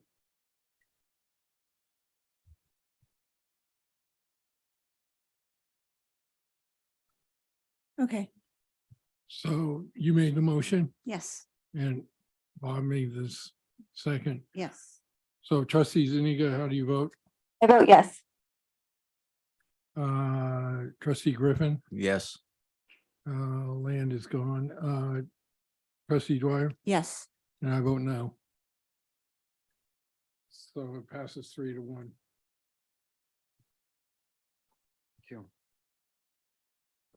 Okay, board operations, review and approve the specific board policies, administrative regulations, September 2022, part 1 updates. This was one we pushed off because 2 trustees were not here.